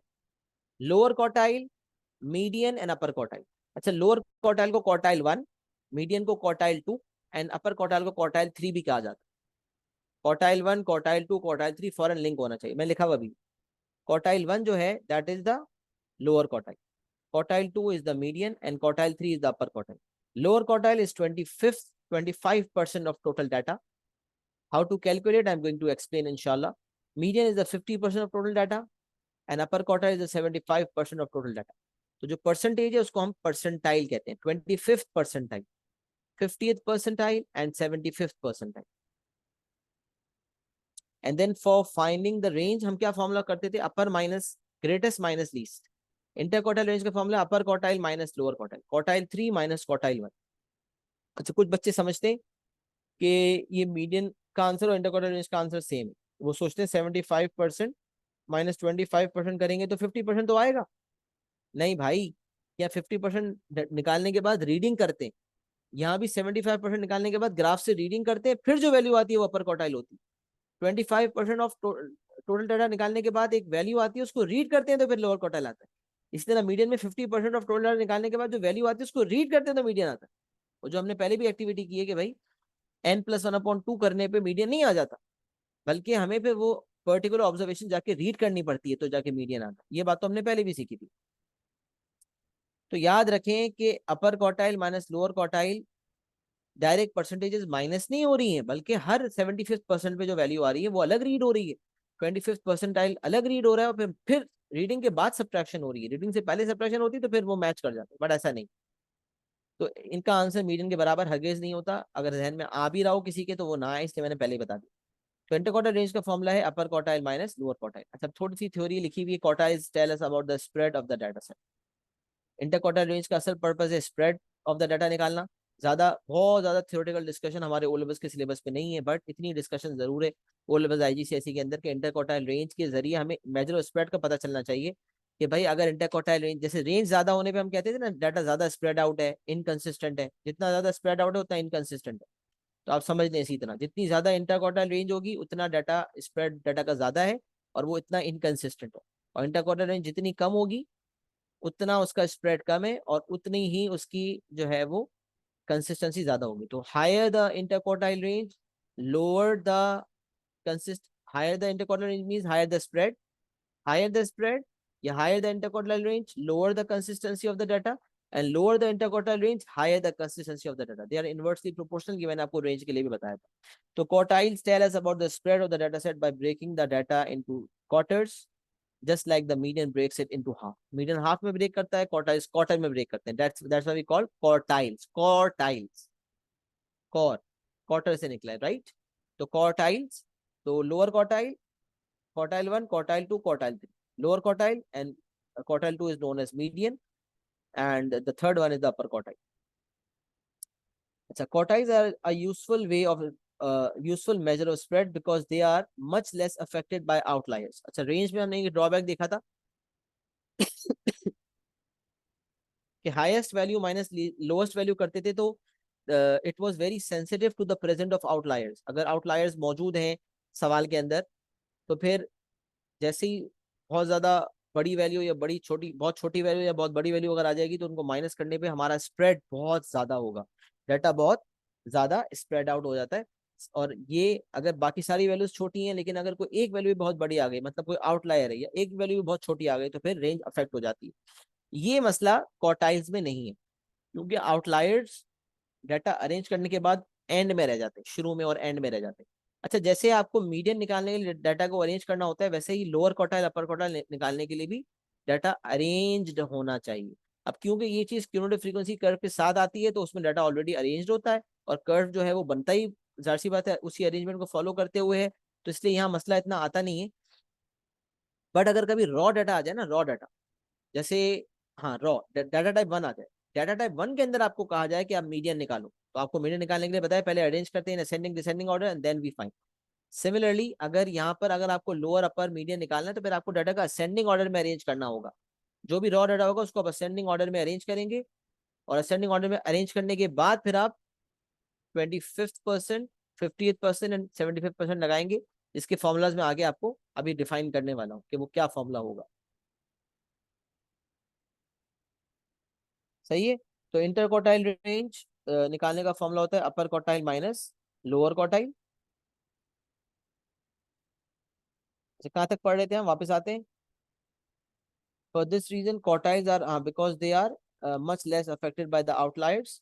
For this reason, quartiles are often reported along with the median as the best choice of measure of spread and central tendency, respectively, when dealing with skewed or data with outliers. So, data with outliers is usko hum skewed data bhi kehte hain. A common way of expressing quartiles is a common way of expressing quartiles is an interquartile range. A common way of expressing outlier of expressing quartiles is an interquartile range. So we what we do is हम interquartile range निकालते हैं, तो quartiles को इस्तेमाल करते हुए हम interquartile range निकालते हैं जिसका formula upper quartile minus lower quartile होता है। The interquartile range describes the difference between the third quartile and the first quartile, telling us about the range of the middle half of the score in the distribution. जो range होती है ना वो पूरे data को consider करते हैं, पूरे डाटा का स्प्रेड बताती है। लेकिन पूरे डाटा का स्प्रेड बताने में एक गड़बड़ ये हो जाती है कि अगर आउटलायर्स है तो फिर वो गलत स्प्रेड बता देती है। तो इसलिए फिर अगर आउटलायर्स का प्रेजेंस है, अगर आउटलायर्स नहीं है, आउटलायर्स अगर नहीं है तो फिर तो रेंज भी अच्छा मेजर है। बट अगर सवाल में आउटलायर्स मौजूद है तो फिर इंटर क्वार्टाइल रेंज को फॉलो करना होगा क्योंकि inter quartile range is not much affected by the outliers. The interquartile range describes the difference between the third and the first quartile, telling us about the range of the middle half of the scores. Middle half जो है उस उन scores की क्या distribution है, उन scores का क्या स्प्रेड है, ये उस पर फोकस कर रहा होता है इंटरक्वार्टाइल रेंज। बट जाहिर सी बात है इससे आइडिया हो जाता है हमें कि हमारा स्प्रेड क्या है, मिडिल हाफ को फोकस कर रहा होता है। आउटलायर्स पे हमने पहली डाटा में सीखा था ना, आउटलायर्स की बात नहीं की थी हमने? आउटलायर्स की बात हमने की तो थी, हाँ की तो थी। जब हमने मेजर्स ऑफ सेंट्रल टेंडेंसी पढ़ा था ना, मैंने आपको पढ़ाया था, तो मैंने आपको बताया था कि which measure of central tendency do we prefer, क्या हम मीन लेते हैं या मीडियन लेते हैं या मोड लेते हैं। मैंने कहा था मोड तो बहुत ही लेस रिलायबल होता है ना। मोड तो भाई कोई भी वैल्यू सबसे ज्यादा दफा आएगी वो मोड बन जाएगी, कभी कभार मोड होता ही नहीं, कभी कभार मोड एक से ज्यादा होते हैं, तो मोड को तो हम प्रेफर नहीं करते as a measure of central tendency. लेकिन जो मीन और मीडियन है उसमें कॉम्पिटिशन होता है। Usually we take mean as a measure of central tendency. मिसाल है, अगर मुझे कोई पूछे भाई इस सवाल में आप ज्यादा बेहतर मेजर ऑफ सेंट्रल टेंडेंसी किसको मानते हो और किसकी बेसिस पर कंपैरिजन करोगे दो डाटा सेट्स के अंदर, तो मैं मीन को भी ले सकता हूँ, मीडियन को भी ले सकता हूँ, मोड को भी ले सकता हूँ। अब मैं मोड को नहीं लूंगा, वजह ये कि मैंने आपको बता दिया कि वो any value which is occurring for the highest number of times becomes the mode. एवं जो भी सबसे ज्यादा दफा आ रहा है वो मोड बन गया। मैंने इसकी मिसाल दी थी कि भाई क्लास में हर बच्चे के अलग अलग मार्क्स हैं, बट दो तीन बच्चे, तीन बच्चे ऐसे थे जो जीरो ले आए।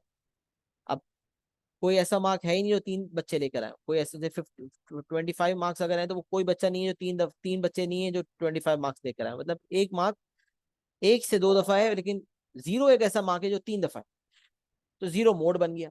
अब उस डाटा को रिप्रेजेंट करने के लिए जो एवरेज आई ना मोड की फॉर्म में, वो जीरो आई। अब how can zero B representative of the entire population? आप कोई पूछे भाई इस क्लास की एवरेज क्या, बोलो जीरो, बोले क्या बात कर रहे हो, हाउ इज इट पॉसिबल? तो मोड का ये मसला है, कोई भी सबसे ज्यादा दफा आएगा वो वाली वैल्यू जो है मोड बन जाएगी और वो रिप्रेजेंटेटिव नहीं होगी। फिर मैंने कहा था कि अगर आउटलायर्स क्या है, तुम्हारा सवाल था, डाटा में जैसे वैल्यूज है 40, 50, 55, 60, सब वैल्यू इस तरह से, एक वैल्यू अचानक 150 दी हुई। डाटा की तमाम वैल्यूज जो है क्लास में, मिसाल है मार्क्स आए, टेस्ट के मार्क्स आए और टेस्ट बहुत मुश्किल था, बच्चों को मुश्किल लगा, तो नॉर्मली बच्चों के मार्क्स 50 से 60 के रेंज में थे, 50 से 65 की रेंज में, 50 से 70 की रेंज में थे। अब एक दो बच्चे क्लास में ऐसे आउटस्टैंडिंग निकले जो 95 प्लस ले आए, अब वो आउटलायर्स। या इसकी दूसरी मिसाल ये हो सकती है कि क्लास में टेस्ट बहुत ही आसान आया, तमाम बच्चों ने बहुत ही आउट परफॉर्म किया, सबके मार्क्स 90 प्लस, लेकिन कुछ एक दो बच्चे ऐसे जिनके मार्क्स बिलो 10 आ गए, 5 नंबर आ गए, 7 नंबर आ गए, जिसने पूरी एवरेज को डिस्टॉर्ट कर दिया। तो ऐसे नंबर्स, ऐसे स्कोर्स जो बाकी स्कोर से बहुत हट कर हो, इक्का दुक्का, उन स्कोर्स को, उन नंबर्स को आउटलायर्स कहा जाता है। तो अगर आउटलायर्स मौजूद होंगे उसकी वजह से रेंज, अब सोचो ना, अगर सबके मार्क्स 70 से 50 के दरमियान है, मिसाल है सबसे हाई 70 है, सबसे लीस्ट 50 है, 70 - 50 से रेंज आपकी 20 आनी चाहिए थी, बट एक बच्चा जो 100 मार्क्स ले आया तो आपकी रेंज 100 - 50 50 हो गई। रेंज वैसे तो कम थी, लेकिन एक बच्चे की मौजूदगी की वजह से रेंज इतनी बढ़ गई। तो आउटलायर्स जो हैं वो ऐसे नंबर्स होते हैं जो रेंज को भी अफेक्ट करते हैं और वो मीन को भी अफेक्ट करते हैं, कि उनकी वजह से मीन यानी कि एवरेज या तो बहुत बढ़ जाती है या बहुत कम हो जाती है। तो मैंने सिखाया था कि अगर आउटलायर्स होंगे तो मीन नहीं लेंगे, फिर मीडियन लेंगे, लेकिन अगर आउटलायर्स नहीं होंगे तो फिर mean as a measure of standard से ज्यादा बेहतर है, क्योंकि पूरे डाटा को वो कंसिडरेशन में लेता है। ये डाटा टाइप, ये जो सबसे पहली स्टैट्स की फाइल थी ना, measures of standard tendency and variation category, वो मैंने उसमें ही बताया था। सही, अब समझ आ गई बात। अच्छा, the interquartile range makes less use of actual values, but as it only uses the middle half of the data set that is grouped around the median, it has the advantage that outliers do not affect it at all. एक मसला तो ये है कि जो range है ना वो तो एक्चुअल नंबर्स को यूज कर रही होती है, बट आउटलायर्स में बड़ी सेंसिटिव है और अफेक्ट हो जाता है। तो हालांकि इंटरक्वार्टाइल रेंज में क्या होता है कि जब आप देखते हैं ना, क्वार्टाइल्स आप निकालते हैं, तो बाज होगा तो वो क्वार्टाइल्स एक्चुअल वैल्यूज ही होती है जो डाटा में लिखी हुई होती है, लेकिन बाज होगा ना वो एक्चुअल वैल्यूज नहीं होती। मतलब जैसे एक स्कोर 30 और एक 40 है, और मुझे लोअर क्वार्टाइल को जिस तरह से आया कि मुझे 30 और 40 का हाफ लेना पड़ रहा है, जैसे मीडियन में ऐसा होता है, तो फिर वो एक्चुअल स्कोर तो नहीं होगा जो दोनों का हाफ लेने के बाद आया। वो थोड़ी कॉम्प्लिकेशन वाली बात है, यहाँ पर मैं ज्यादा इस पे बात इसलिए नहीं करूंगा क्योंकि ये एस्पेक्ट इतना ज्यादा हमें करना पड़ नहीं रहा होता, हम इसको सीएफ के कॉन्टेक्स्ट में ही निकाल रहे होते हैं ना, क्यूमुलेटिव फ्रीक्वेंसी से ही हम इंटरक्वार्टाइल रेंज निकाल रहे होते हैं, तो which is a very simple task. हमने इंटरक्वार्टाइल रेंज निकालने के लिए परसेंटेज लगानी है और सीएफ कर्व से हमने परसेंटेज लगानी है टोटल डाटा पे, और जो आंसर आ रहा है उसको रीड करना है सीएफ कर्व से और आंसर आ जाएगा, जो कि इंशाल्लाह भी हम सीखेंगे, करेंगे।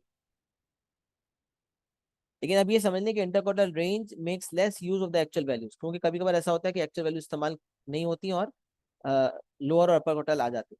But as it only use the middle half of the data set, क्योंकि ये खाली अपर और लोअर क्वार्टाइल के दरमियान डिफरेंस देख रहा है और ये middle half of the data set को फोकस कर रहा है, which is grouped around the median. It has the advantage that outliers do not affect it at all. तो बॉटम लाइन ये है कि अगर आउटलायर्स नहीं है तो आप रेंज भी और इंटरक्वार्टर रेंज दोनों निकाल सकते हैं for measuring the spread of the data set. But अगर आउटलायर्स हैं तो फिर रेंज अच्छा मेजर नहीं है, बल्कि उस केस में इंटरक्वार्टाइल रेंज है।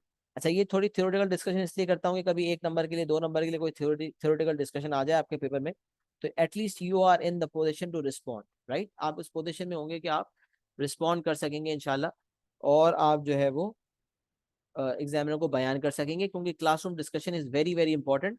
This helps you do wonders during class, during the exam. सही है, कुछ ऐसी चीज जो आपने क्लास में पढ़ी होती है वो अचानक आपके दिमाग में पॉपअप कर जाती है ड्यूरिंग द एग्जाम हॉल। वैसे तो इंशाल्लाह हर चीज रिटर्न फॉर्म में ही होगी, आप सारा रिवाइज करके जाएंगे, बट अगर कोई ऐसी चीज जो नहीं भी लिखी हुई होती है तो कुछ बातें ऐसी होती हैं जो टीचर के जहन में बैठ जाती है। अच्छा, लोअर क्वार्टाइल का फॉर्मूला क्या है भाई, ये समझ लें। लोअर क्वार्टाइल का मैंने बताया था 25% ऑफ डाटा होता है। तो यहाँ क्योंकि सी एफ कर्व के साथ हम पढ़ रहे हैं, डाटा टाइप 3 के लिए पढ़ रहे हैं, मैंने आपको बताया ना कि लोअर क्वार्टाइल अपर क्वार्टाइल वगैरह निकालना है, कि ये डाटा टाइप 1 के लिए भी हो सकता है, बट हमने ये देखा है कि हमारे सिलेबस के अंदर जो सवाल होते हैं वो सी एफ कर्व के साथ ही होते हैं। तो 25% ऑफ टोटल फ्रीक्वेंसी, और मैंने कहा भी था डाटा टाइप 3 के अंदर मीडियन निकालने के लिए सी एफ में सिग्मा एफ में 1+ नहीं करना होता, ये बात मैंने बताई थी। डाटा टाइप 1 में n+1/2, डाटा टाइप 2 में सिग्मा f+1/2, और डाटा टाइप 3 में सिग्मा f/2, 1+ करने की जरूरत थी नहीं। और आपको ये भी बताया कि मीडियन इंटरवल निकलता है, मीडियन वैल्यू नहीं निकलती।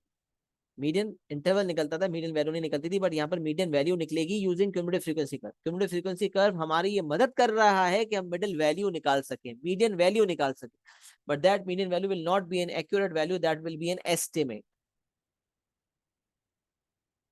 मीडियन इंटरवल निकलता है, थर्ड डाटा टाइप 3 के अंदर हमने सीखा था कि मीडियन इंटरवल निकलता है, but C F curve will help us find the median value, but that value will be an estimate.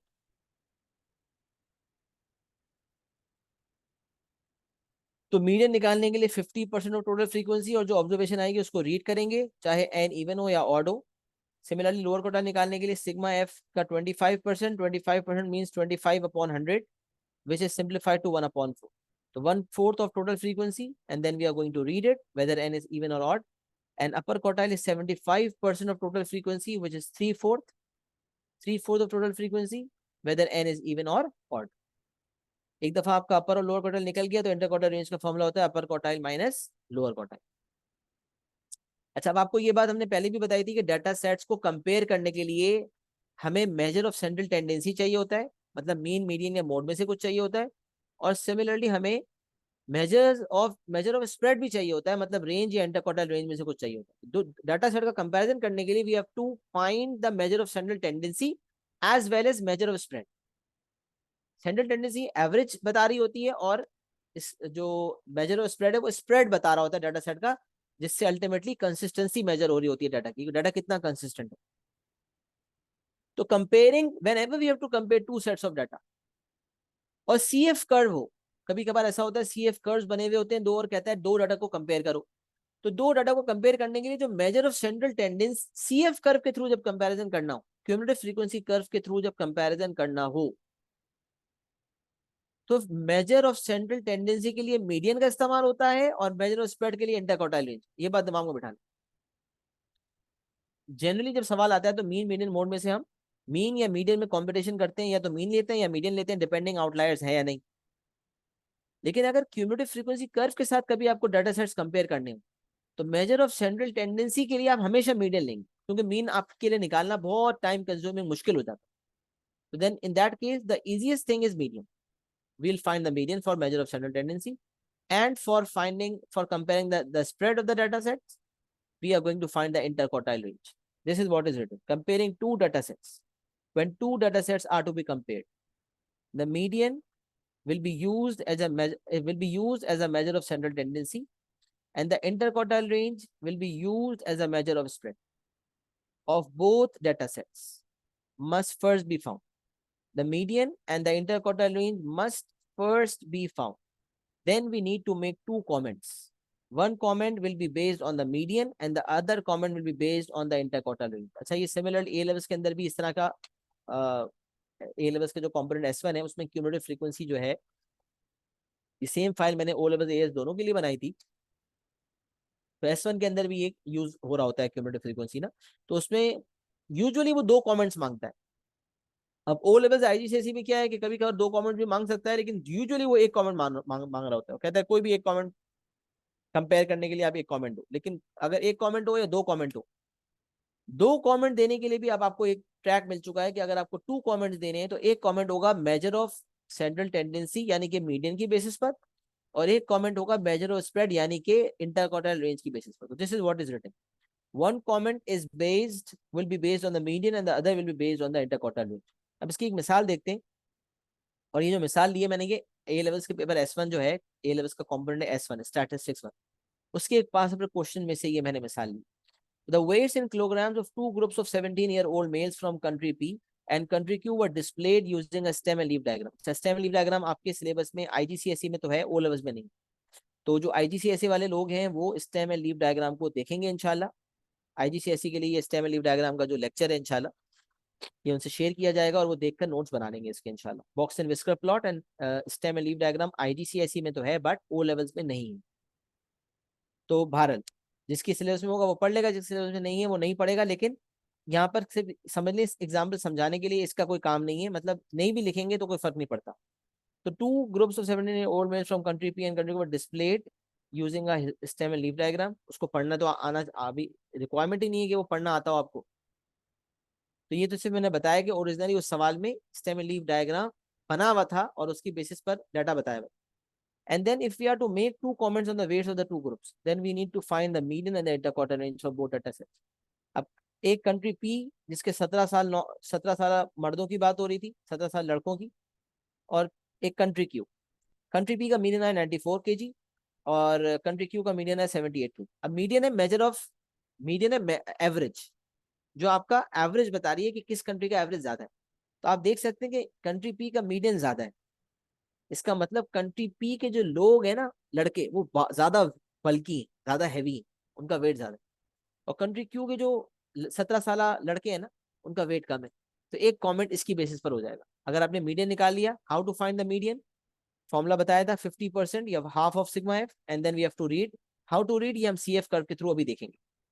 Upper quartile के लिए 3/4 of total frequency and then we have to read, and lower quartile 1/4 of total frequency and then we have to read. How do we read, ये चीज मैं आपको इंशाल्लाह अभी थोड़ी देर में अप्लाई करवाऊंगा। अभी सिर्फ समझ लें कि रीडिंग करने के बाद आपने मीडियन निकाल लिया, तो फिर अच्छा, फिर आपने अपर क्वार्टाइल लोअर क्वार्टाइल भी निकाल लिया, फिर माइनस भी किया, तो आपकी इंटर क्वार्टाइल रेंज भी आ गई।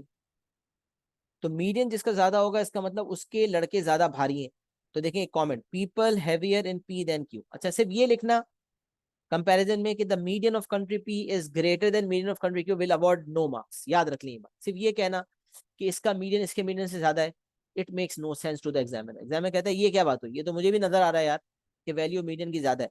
Practically apply to the scenario, सवाल में क्योंकि वेट की बात हो रही है, केजीज की बात हो रही है, वेट की बात हो रही है, तो आप वेट का तस्करा करो। अभी तो मार्किंग स्कीम के स्टेटमेंट में आपको बता रहा हूँ, लेकिन इक्विवेलेंट स्टेटमेंट का मतलब क्या है, आप बोल सकते हैं on average the weights of 17-year-old males in country P is more than weights of is more than that in country Q। आसान भाषा में, on average the weights of 17-year-old males from country P is more than the weights of 17-year-old males from country Q। या इस अंग्रेजी statement को आप जितना simplified form में कर सकते हैं करें। तो ये सिंप्लीफाइड फॉर्म में ये लिखा हुआ है, people heavier in P than Q, आसान भाषा में। P में क्योंकि मीडियन ज्यादा है लिहाजा उसके लोग ज्यादा भारी हैं, ज्यादा हैवी हैं, तो people heavier in P then in Q। अब बल्कि का लफ्ज कर दें, हैवियर कर दें, मोर वेट कह दें, कुछ भी कह सकते हैं। Ultimate equivalent statement is accepted. ये MS के अंदर ये लिखा हुआ था, ए लेवल S1 की MS की बात कर रहा हूँ। एंड यहाँ मैंने बोल्ड करके लिखा है बताने के लिए कि ये जो कमेंट आया है इसमें हमने मीडियन ऑफ दोनों, we have compared the median of both the data sets, the median of both data sets is compared. क्या कंपेयर हो रहा है, दोनों डाटा सेट्स का मीडियन कंपेयर हो रहा है। But we are not going to write के कंट्री P का मीडियन कंट्री Q के मीडियन से ज्यादा है, no, it makes no sense to the examiner. हम सिर्फ ये नहीं कह सकते कि इसका मीडियन इसके मीडियन से ज्यादा है, बल्कि हमें अप्लाई करना होगा। हमने अप्लाई किया कि people heavier in P than Q, फिर हमने देखा इंटरक्वार्टाइल रेंज स्प्रेड बताता है, तो जिसकी इंटरक्वार्टाइल रेंज ज्यादा है उसका डाटा ज्यादा स्प्रेड आउट है। तो डाटा यहाँ पर वेट की बात हो रही है, तो weights are more spread out in Q than P, weights more spread out in Q than P यहाँ पर नहीं लिखा, सिर्फ इतना भी काफी हो रहा है, weights more spread out in, मतलब कंपैरिजन ही है बेसिकली। लेकिन हम पूरा जैसे यहाँ लिखा था people heavier in P than Q, we could have completed the statement weights more spread out in Q than P, weights more spread out in Q than in P. लेकिन खाली इतना जुमला भी मार्किंग स्कीम में लिखा हुआ था कि this is acceptable, weights more spread out in Q. And for writing this statement, we have compared the interquartile range of both the data sets. तो ये मैंने पॉइंटर जो लिखा है बोल्ड वाली चीज, आपने ये नहीं लिखना। These comments actually matter, but this is for your reference only. For this comment, I've compared median for both the data sets, and for the second comment, I've compared the interquartile range of both the data sets. So whenever we have to face a question in which we have to compare two data sets and I have to write theoretical statements, are we able to do that? Are we able to write two comments on the basis of that? Yes, I need an acknowledgement. I need an acknowledgement from everyone. Is everyone clear till here? Are we all on the same page?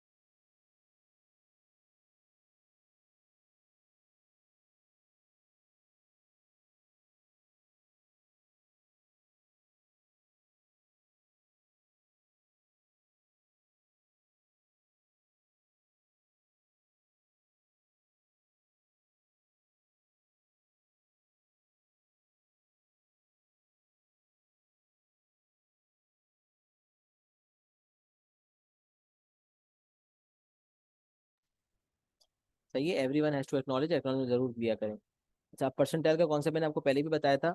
जैसे अगर आपको lower quartile निकालना है तो 25th percentile होता है, 25% of total data होता है। अपर क्वार्टाइल निकालना है तो 75th परसेंटाइल होता है वो। इसी तरह कभी कभी वो कहते हैं फाइंड द 10th परसेंटाइल। तो याद रखें परसेंटाइल का मतलब परसेंटेज है। A given percentage is to be applied on total frequency and then the value obtained must be used to read the graph. जो वैल्यू ऑब्टेन हुई है उसके जरिए ग्राफ को रीड भी करना होता है। A given percentage is to be applied on total frequency and then the value obtained must be used to read the graph. उसके जरिए हम ग्राफ को रीड भी किया करते हैं।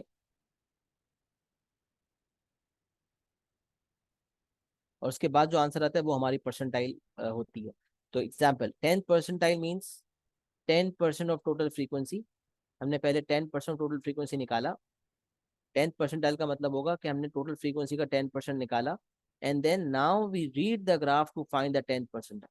और अब हम जो है ग्राफ को रीड करके 10th परसेंटाइल निकालेंगे। क्लास थोड़ी ऊपर जाएगी, ये बात समझ लें, क्योंकि मुझे सीएफ को खत्म करना है। I have to complete this, right? Be very cautious and focus on what I'm saying. 10th percentile means 10% of total frequency, and whatever figure we are going to obtain, we are going to read that on graph, and that will be the 10th percentile. Direct 10% लगा के answer नहीं आया। Then for 80th percentile, 80% of total frequency, and then whatever figure we obtain, we have to read that on graph to find the 80th percentile, right? We'll copy this later on. अब हम आ जाते हैं example पे, जो हमने example सीखना था कि how do we, what are the steps, किस तरह से हम सी एफ कर्व बनाते हैं on the basis of the data. तो हमने सबसे पहला स्टेप सीखा था कि the data is not continuous, we have to make it continuous, and also we have to draw a CF table then. So first step, we have to check whether the data is continuous or not. This is the same step as we used to follow in histogram as well. So draw a cumulative frequency graph for the frequency table. अच्छा, कभी cumulative frequency graph कहता है, कभी curve कहता है. Usually A levels के अंदर हम देखते हैं S1 के अंदर वो ग्राफ का लफ्ज यूज कर रहा होता है, और ओ लेवल्स के अंदर या IGCSE में वो कर्व का लफ्ज यूज कर रहा होता है. बट ग्राफ लिखा हो या कर्व लिखा हो, doesn't matter, it means the curve, right. अच्छा, अब लेंथ है in millimetres and then we have been given frequency. तो length in millimetres and we have been given frequency as well. 11 से लेकर 15 तक, 11 से लेकर 15 तक हमारा पहली क्लास है, देन 16 से 20 तक दूसरी क्लास है, and then class intervals will go on and on. अच्छा, 11 से 15, 16 से 20, 21 से 25, 26 से 30, 31 से 35, 36 से 40 एंड 41 से 45. सही, we have been given all the intervals. अब 11 से 15 वाला जो इंटरवल है, इसको, इसमें आप देखेंगे इंटरवल खत्म 15 पे हो रहा है और अगला इंटरवल शुरू 16 पे हो रहा है. यही तो मैंने सिखाया था. दूसरा वाला खत्म 20 पे हो रहा है, तीसरा वाला शुरू 21 पे हो रहा है. There is a gap. तो जब गैप होगा उसको एलिमिनेट करना होगा. कैसे करेंगे एलिमिनेट? तो I have taught you already. जो गैप है उसको नोट करें. तो 16 माइनस 15, द गैप कितना है भाई? जो गैप है वो 1 का है. 1 जो गैप है उसको डिवाइड 2 किया, आपका 0.5 आ गया. You have to note the gap and then you have to divide the gap by 2. Gap खत्म करना है, इनको एक लेवल पे लेकर आना है. तब को एक लेवल लाने के लिए मैंने बताया था कि हर अपर को 0.5 से अप कर देंगे और हर लोअर को, ये जो जितने भी लोज हैं ये 0.5 से लो हो जाएंगे, और जितनी भी अप्स हैं, जितने भी अपर लिमिट्स हैं, ये 0.5 से अप हो जाएंगे.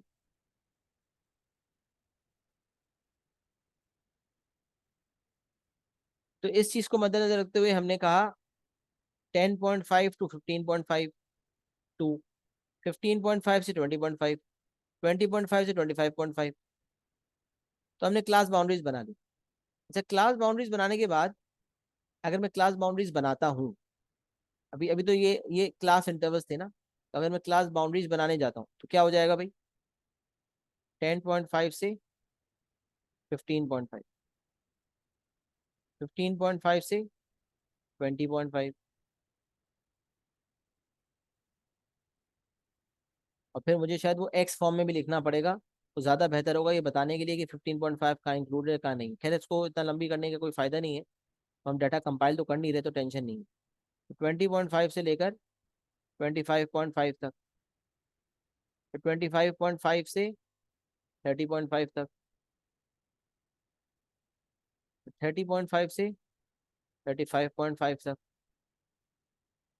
35.5 से 40.5 तक, और फिर 40.5 से 45.5 तक. ये आपकी सारी क्लास बाउंड्रीज आ गई. सही है जी, ये पूरी क्लास बाउंड्रीज आपके पास आ गई. अच्छा, अब इस क्लास बाउंड्रीज की बेसिस पर ये लिखना जरूरी नहीं था, ये ऑप्शनल था. डायरेक्ट आप CF टेबल बना सकते थे. ये मैंने सिर्फ समझाने के लिए बनाया है कि अगर हमने इसको क्लास बाउंड्रीज में कन्वर्ट किया तो अल्टीमेट तो मुझे CF कर्व बनाना था ना. तो CF टेबल डायरेक्ट बनाता, और CF टेबल में मैंने आपको इंस्ट्रक्शन दी थी कि पहली जो क्लास होती है, जो मैंने बातें बताई थी वो अप्लाई करवा रहा हूँ. पहली क्लास की आपने लोअर क्लास लिमिट लेनी होती है, और उसकी क्यूमुलेटिव फ्रीक्वेंसी हम 0 लेते हैं, तो 10.5, 0. और जो बाकी क्लासेस हैं उसमें आपने अपर लेनी होती है. अच्छा, अपर कैसे लेनी होती है? तो मैंने आपको बताया था 2 किस्म के CF कर्व होते हैं, लेस देन वाला और ग्रेटर देन वाला, बिलो वाला या अबव वाला.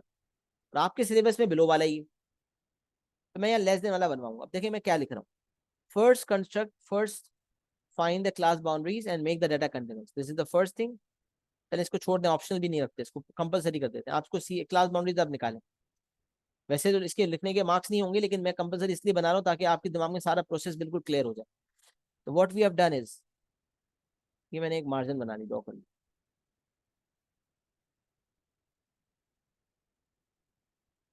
सही है. अच्छा, अब ये मार्जिन जो है, इसके बाद आप देखें क्लास इंटरवल्स थे ये दिए हुए, और क्योंकि इसमें गैप था तो हमने क्लास बाउंड्रीज बना ली.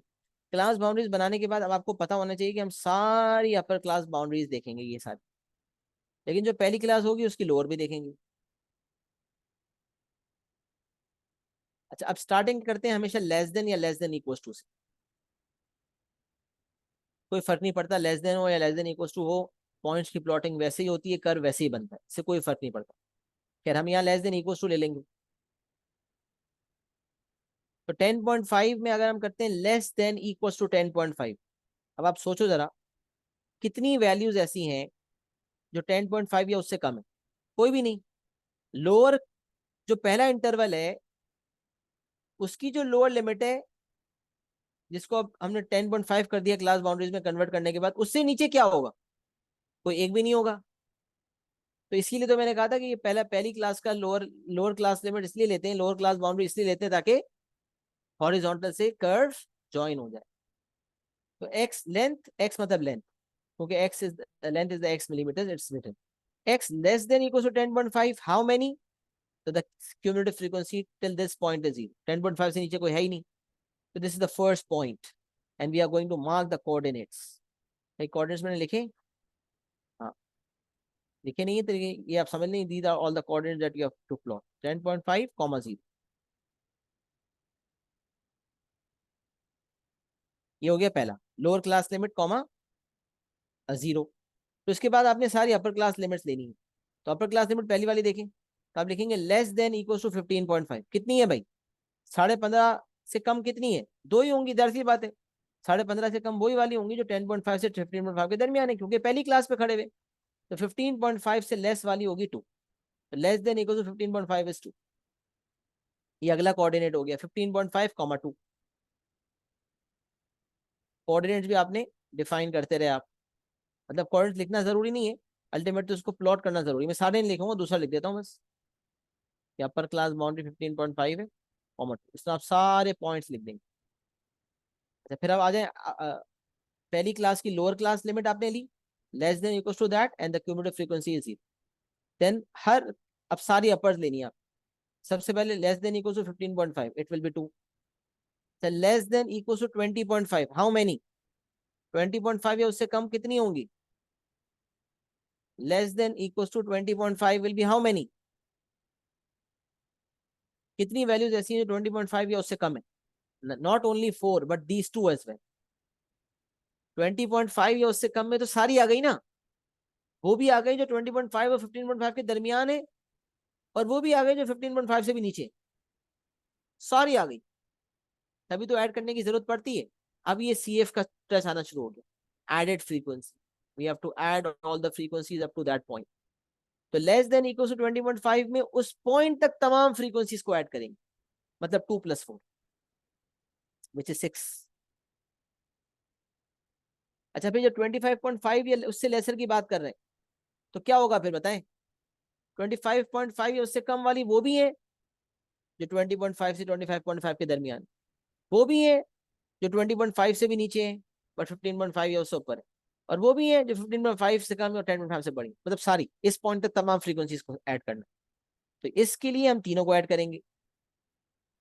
ये हो गया 8 + 4 + 2, कितना हो गया? 14। तो बेसिकली जितनी पुरानी टोटल क्यूमुलेटिव फ्रीक्वेंसी थी ना, उसमें 8 ऐड कर दी।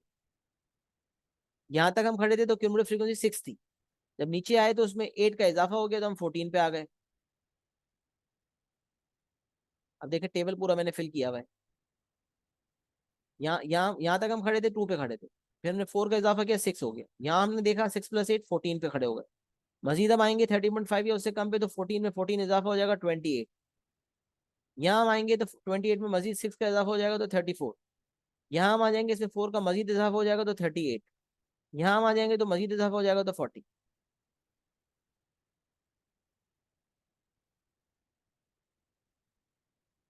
तो लेस देन इक्वल 25.5 में ये सारी, लेस देन 30.5 में ये सारी, फिर 35.5 पे आएंगे तो ये सारी, लेस देन इक्वल टू 40.5 पे ये सारी, लेस देन इक्वल टू 45.5 पे ये सारी। और जो आखिरी क्यूमुलेटिव फ्रीक्वेंसी होती है ना, वो टोटल फ्रीक्वेंसी जो सिग्मा एफ होता है उससे मैच करती है। ये समझ लें, आपका सिग्मा एफ भी होती है, ये चीज सिग्मा एफ है। This is sigma F, summation of all the frequency जो हम यूजुअली निकाल रहे होते हैं फॉर फाइंडिंग द मीडियन और लोअर क्वार्टाइल और अपर क्वार्टाइल, वो यही होता है। और सवाल में लिखा हुआ भी होगा all together 20 insects were the lengths of the 20 insects were 40 insects were measured and the lengths are as follows। तो यहाँ पर आप समझ लेंगे जो आखिरी अगर ये लेंथ ऑफ इंसेक्ट्स है या किसी और चीज की लेंथ होगी तो फिर उस चीज की बात हो जाएगी, बट मिसाल है कि ये इंसेक्ट्स की लेंथ की बात हो रही है जिसकी मेजरमेंट होती है। कुछ सवाल ऐसे मौजूद है कुछ कि कुछ इंसेक्ट्स की लेंथ मेजर करके सवाल पास होने मौजूद है, इसलिए मैंने इंसेक्ट्स का लफ्ज यूज किया। तो टोटल नंबर ऑफ इंसेक्ट्स कितने हैं यहाँ पर 40, क्योंकि आखिरी क्यूमुलेटिव फ्रीक्वेंसी 40 है जो सिग्मा एफ कहलाती है, इसका मतलब टोटल डाटा जो है वो 40 इंसेक्ट्स का है। आपके पास सारे कोऑर्डिनेट्स आ गए, 10.5, 15.5, 2, 20.5, 6, 25.5, 14, करते करते 45.5, 40। Now what you are going to do, you are going to plot all the points. अच्छा, आपको मैंने बताया था कि अगर आपको डायरेक्ट 10.5 से शुरू करना है तो एक तरीका ये होता है, आप जर्क लाइन बनाएं, जो कि यहाँ बनी हुई है। अभी ये क्योंकि मैंने नेट से ग्राफ उठाया हुआ है तो इसमें इसने जर्क लाइन को शामिल किया है। लेकिन मैं आपको क्या रिकमेंड करता हूँ अब, व्हाट आई रिकमेंड, आपको याद होगा मैंने सी एफ में ही बताया था, ओ हिस्टोग्राम में बताया था कि वर्टिकल की शुरुआत आप 0 से करें, बट हॉरिजॉन्टल की शुरुआत ही आप 10.5 से करें, तो यही आपका कर्व का पॉइंट ज्वाइन हो जाएगा। 10.5, 0 ही आपका पहला पॉइंट हो जाएगा।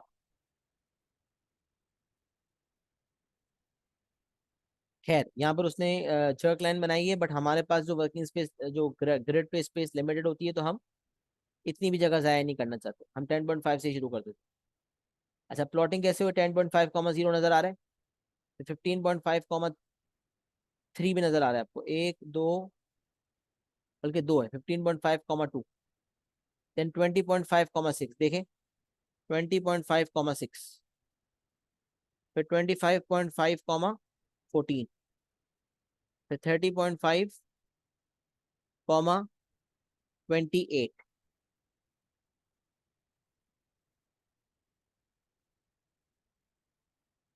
32, 33, 34, 35, 35 यहाँ होगा।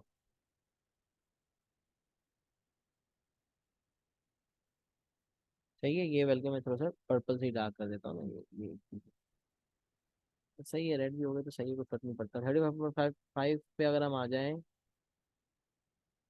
ये हो गया 34। फिर 40.5 पे अगर हम आ जाएं तो इट इज 38, और 45.5 पे आ जाए तो इट इज 40।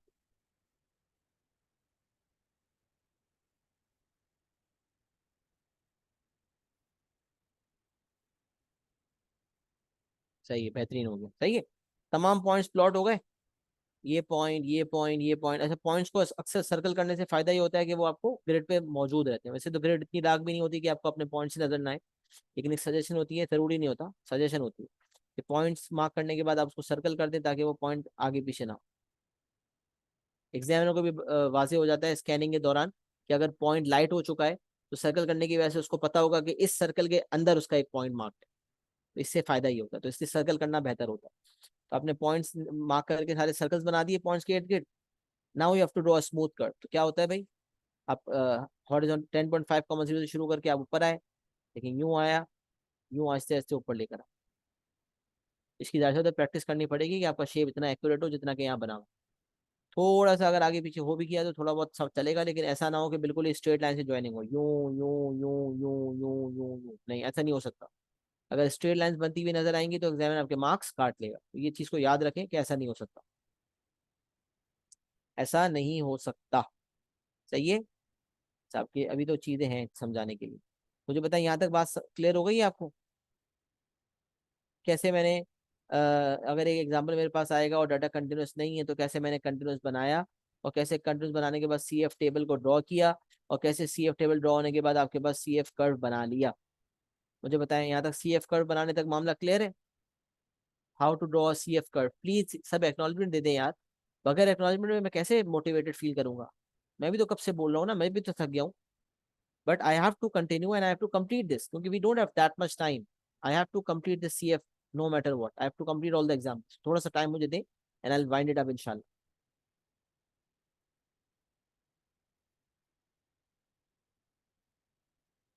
अच्छा, use your graph to estimate the median and the interquartile range of the lengths of these insects. अब क्या करना है आपने, अब आपने ग्राफ को इस्तेमाल करना है और आपने मीडियन और इंटरक्वार्टाइल रेंज निकालनी है। तो ये मैंने आपको सिखाया था ना कैसे करना है। सही है, thank you for the appreciation ELISA. ज़रूरी होता है कि एफर्ट करना, क्योंकि सिलेबस अगर हमें कैम्ब्रिज का वक्त पे कंप्लीट करना है तो इतना लंबा सिलेबस है ग्रेड 11 का फॉर कैम्ब्रिज कि अगर उसको हम डेडिकेशन के साथ कमिट ना करें, कमिट कंप्लीट करने की कोशिश ना करें तो फिर रह जाए। इसलिए we have to be very, we have to make all our possible efforts to make sure कि हमारी जो सिलेबस है वो टाइमली डेडलाइन के मुताबिक कंप्लीट हो जाए इंशाल्लाह। Then we have sufficient time for the yearly past papers as well. चलें कंटिन्यू करते हैं। अब मैं बात कर रहा था कि अगर हमें क्यूमुलेटिव फ्रीक्वेंसी कर्व बनाना है, तो क्यूमुलेटिव फ्रीक्वेंसी कर्व बना लिया, उसके बाद उसको यूज करना है, तो we have to find the median and the inter quarter range. मैंने कहा था मीडियन निकालने के लिए 1/4 of sigma F, 1/2 of sigma F, 50% of sigma F, quartile 2 कहलाता है मीडियन। तो 50% का मतलब होता है half of sigma F. Sigma F का मतलब टोटल फ्रीक्वेंसी है, मैंने आपको बताया था ये 40 आपका टोटल फ्रीक्वेंसी है, जो आखिरी क्यूमुलेटिव फ्रीक्वेंसी होती है ना, जहाँ कर्व एंड हो रहा होता है, जहाँ कर्व एंड हो रहा होता है वो वाला जो फिगर होता है ना, वो हमारी हमारा सिग्मा एफ होता है। तो हाफ ऑफ सिग्मा एफ किया, हाफ ऑफ 40 किया, 20 आ गया। अब कुछ बच्चे समझते हैं 20 मीडियन है, नहीं 20 मीडियन नहीं है, 20 को जाके रीड करना पड़ेगा तो मीडियन आएगा। 20 को जाके रीड करना पड़ेगा तो मीडियन आएगा। तो आए हम 20 पे आए, और 20 पे हमने ये देखें डॉटेड लाइन बनाई मैंने हॉरिजॉन्टली, कर्व को इंटरसेक्ट किया और नीचे आके रीड किया। रीड करने पे क्या आंसर आ रहा है? 27.5। मैंने लिखा हुआ है क्वार्टाइल 2, 27.5 है, तो this 27.5 the quartile 2 is the median. तो हमारा मीडियन आ गया 27.5 मिलीमीटर। मीडियन लेंथ, इंसेक्ट्स की मीडियन लेंथ कितनी है? 27.5 मिलीमीटर। अच्छा, इंटर क्वार्टाइल रेंज निकालने के लिए लोअर भी निकलता है, अपर भी निकलता है, फिर माइनस होता है। लोअर क्वार्टाइल होता है 1/4 यानी कि 25% ऑफ टोटल फ्रीक्वेंसी। 1/4 ऑफ 40 किया, 10 आया, 10 पे आके रीडिंग की, रीडिंग करके आंसर आ गया 23.5। फिर अपर क्वार्टाइल निकालने के लिए 75% of total frequency which is 3/4, 3/4 of 40, 3/4 of 40 किया, 30 आ गया, 30 पे आके रीडिंग, 30 पे आके रीडिंग की, रीडिंग करने के बाद आंसर आया 31.5। Then we have to subtract 31.5 minus 23.5 and we have will get 8। इनको सब्ट्रैक्ट किया, सब्ट्रैक्ट करके हमारे पास 8 आंसर आ गया। तो 1/4 of total frequency whatever we get we have to read on the C F curve.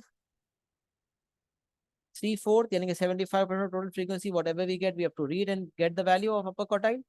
And then ये जो values read करके आई थी इनको माइनस कर देंगे, upper quartile minus lower quartile, and we get the inter quartile range. So inter quartile range is 8 millimeters and the median is 27.5 millimeters. Yes. So do we all know how to obtain the median and the interquartile range? How to find all the three quartiles, quartile 1, quartile 2 and quartile 3? How we subtract quartile 3 and quartile 1, q3 minus q1 for obtaining interquartile range, and how the quartile 2 is known as the median? Are we all on the same page and are we all clear till here? At every stage I need acknowledgement from everyone. किसी का सवाल है raisin करके mic on करके पूछ सकता है, मैंने कभी मना नहीं किया। कुछ भी पूछना है, कोई कंफ्यूजन होती है, माइक ऑन करके पूछ लो रेज हैंड करने के बाद, ताकि क्लास के दौरान ना हो। अभी तो कोई मसला नहीं, अभी पूछना चाहते हो पूछ सकते हो, लेकिन वो भी एक साथ सब माइक ऑन ना कर दें, इसलिए डिसिप्लिन बेहतर होता है कि you have to raise hand before you ask. लेकिन अगर क्लियर है तो just write clear in the chat so that I can move forward. सब ये हमारा हो गया। और ये बात मैंने, अच्छा अब एक यूजफुल समरी है जो आपको बतानी है विच इज वेरी इंपॉर्टेंट, क्योंकि सी एफ कर्व के साथ कुछ रिक्वायरमेंट्स आती हैं जिसमें अक्सर बच्चों को मसला होता है। तो एक समरी है जिसको याद भी कर लिया जाएगा तो काम हो जाएगा, बट हमारी आदत है कि हम सिर्फ याद नहीं करवाते बल्कि समझाते हैं, कॉन्सेप्ट देते हैं। याद समरी इसलिए बनाई ताकि किसी भी किस्म की सीएफ रिक्वायरमेंट आ जाए, क्यूमुलेटिव फ्रीक्वेंसी में किसी भी किस्म की रिक्वायरमेंट आ जाए, you are in a position to deal with it and you are able to obtain something out of it. मतलब कुछ जो मांगा जा रहा है वो आप निकाल सकते हो। एक बात तो ये लिखी, whenever we have to estimate the median, quartiles and percentile using cumulative frequency curve, do not add 1 to total frequency। ये बात हमें पहले भी बताई गई थी कि डाटा टाइप 3 में हम कभी भी 1 प्लस नहीं करते। मीडियन एस्टिमेट करना है, क्वार्टाइल एस्टिमेट करने हैं, परसेंटाइज निकालनी है, हमने डायरेक्टली परसेंटेज को सिग्मा एफ पे अप्लाई किया, टोटल फ्रीक्वेंसी यानी कि सिग्मा एफ, हमने उसमें 1 प्लस नहीं किया। डाटा टाइप 1, डाटा टाइप 2 जो होता था, डाटा टाइप 1 में तो एन होता था, तो उसमें 1 प्लस किया करते थे for median, and data type 2 के अंदर सिग्मा एफ में 1 प्लस किया करते थे। डाटा टाइप 3 के लिए हमें +1 नहीं करना होता, डायरेक्ट हम परसेंटेज अप्लाई कर रहे होते हैं। तो यही बात लिखी हुई है।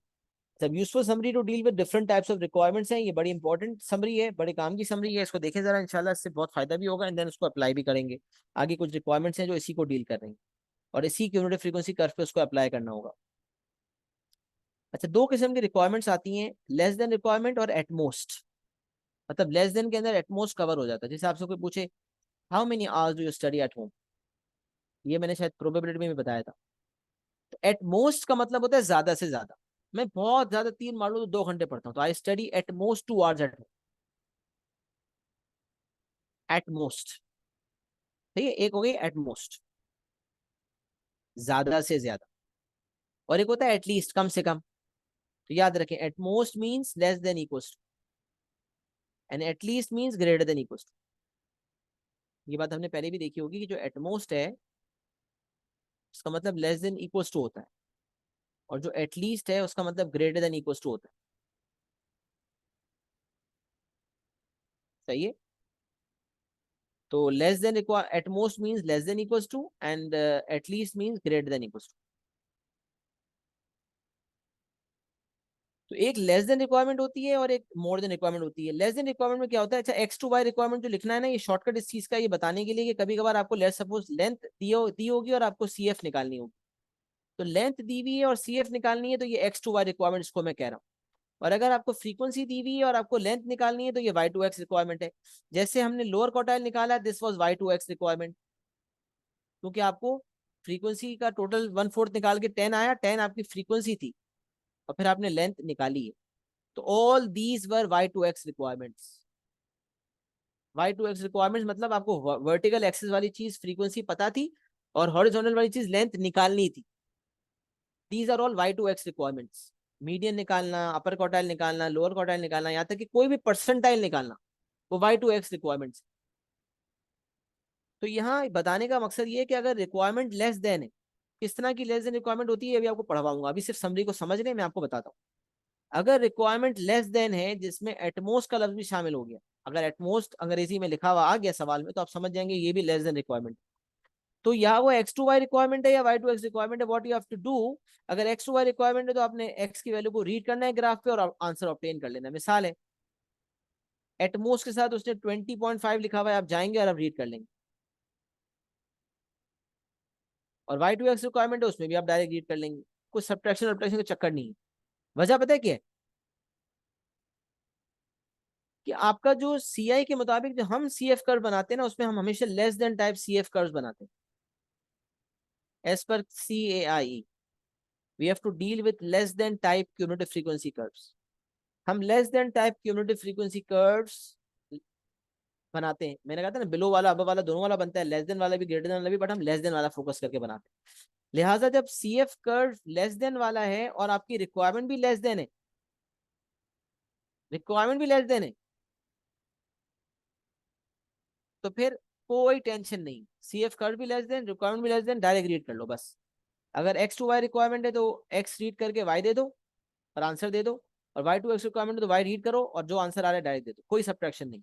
Read directly, read the value of X and obtain the answer, read the value of Y and obtain the answer. जैसे अभी हमने क्या किया, इंटर क्वार्टाइल रेंज और क्वार्टाइल 1 क्वार्टाइल 2 क्वार्टाइल 3 निकालने के लिए हमने read the value of Y किया और ऑब्टेन द आंसर निकाल कर लिया, कोई सब्ट्रैक्शन वब्ट्रैक्शन नहीं की। लेकिन मोर देन रिक्वायरमेंट में मसला क्या होता है, कि अगर एक्स टू वाई रिक्वायरमेंट है ना, तो first read the given value of X on the graph and then subtract the obtain value of Y from total frequency to get the answer. अगर मोर देन रिक्वायरमेंट है 20.5 के साथ, तो सबसे पहले हम रीड करेंगे, 6 आ गया। अब आंसर 6 नहीं होगा, बल्कि 40 - 6 करके 34 मेरा आंसर होगा। ऐसा क्यों करते हैं ये आपको थोड़ी देर में खुद समझ आएगा जब मैं रिक्वायरमेंट पढ़वाऊंगा, लेकिन अभी आपको मैं सिर्फ समरी अप्लाई करवा रहा हूँ। अगर मोर देन रिक्वायरमेंट है 20.5 के साथ मोर देन आ गया, तो आप 20.5 को रीड करेंगे और फिर जो भी आंसर आएगा उसको टोटल फ्रीक्वेंसी यानी कि 40 से माइनस करके आप फाइनल आंसर देंगे 34। इस केस में अगर 6 आया रीडिंग करके, तो this is what is written. First, read the given value of x on the graph and then subtract the obtained value of y from total frequency to get the answer. तो अगर x to y requirement है तो पहले आप read करेंगे, फिर जो value आई है उसको टोटल फ्रीक्वेंसी सब्ट्रैक्ट करेंगे और फिर आंसर देंगे। अगर y टू x रिक्वायरमेंट, तो first subtract the given value of y from total frequency and then read the obtain value of y on the graph to get the answer. अब ये क्या कहना चाह रहा है, कह रहा है कि अगर लेट सपोज फ्रीक्वेंसी ऑफ 10 दी हुई है और मोर देन रिक्वायरमेंट है, तो आप 10 को रीड नहीं करोगे, बल्कि 40 में से 10 को माइनस करोगे और 30 आएगा, 30 को रीड करोगे। नहीं समझ आ रहा होगा, मुझे यकीन है नहीं समझ आ रहा होगा, मुझे पता है नहीं समझ आ रहा, कोई बात, सिर्फ सुने अभी, मैं आपको अप्लाई करवाता हूँ। अभी सवाल का मौका भी नहीं है, अभी सिर्फ सुनने का मौका है, सुने। तो जनाब, मैं जो बात कर रहा था वो सुन लें। वो मैं ये कह रहा हूँ कि अगर लेस देन रिक्वायरमेंट है तो एक्स टू वाई और वाई टू एक्स को टेंशन नहीं है, रीड करना है डायरेक्ट। अगर मोर देन रिक्वायरमेंट है और एक्स टू वाई रिक्वायरमेंट है, तो पहले एक्स की वैल्यू को रीड करके वाई ऑब्टेन करना है, और जो वाई ऑब्टेन हुआ टोटल फ्रीक्वेंसी से माइनस करके अल्टीमेट आंसर देना। बट अगर वाई टू एक्स रिक्वायरमेंट है तो पहले रीड करके सब्ट्रैक्ट, एक्स टू वाई में तो पहले रीड करते थे फिर सब्ट्रैक्ट करते थे, वाई टू एक्स में पहले सब्ट्रैक्ट करेंगे फिर रीड करके आंसर देंगे। Bottom line, subtraction always takes place on the vertical axis. Subtraction always takes place on the cumulative frequency axis. Subtraction हमेशा फ्रीक्वेंसी की होती है, क्योंकि टोटल तो फ्रीक्वेंसी है ना, टोटल से माइनस करने का मतलब क्या होता है, टोटल क्या चीज है, इंसेक्ट्स की लेंथ थोड़ी टोटल होगी। Subtraction always takes place on the vertical axis. So if it's x to y more than requirement, then first read and obtain the value of y, and then that obtained value of y is to be subtracted from total frequency to give the final answer. But if it's a y to x requirement, मतलब frequency से हम length की तरफ आ रहे हैं, and it's a more than requirement, first we have to subtract that given frequency from total frequency to obtain another frequency, and then we have to read to give the answer. The subtraction always takes place on the cumulative frequency axis, on the vertical axis.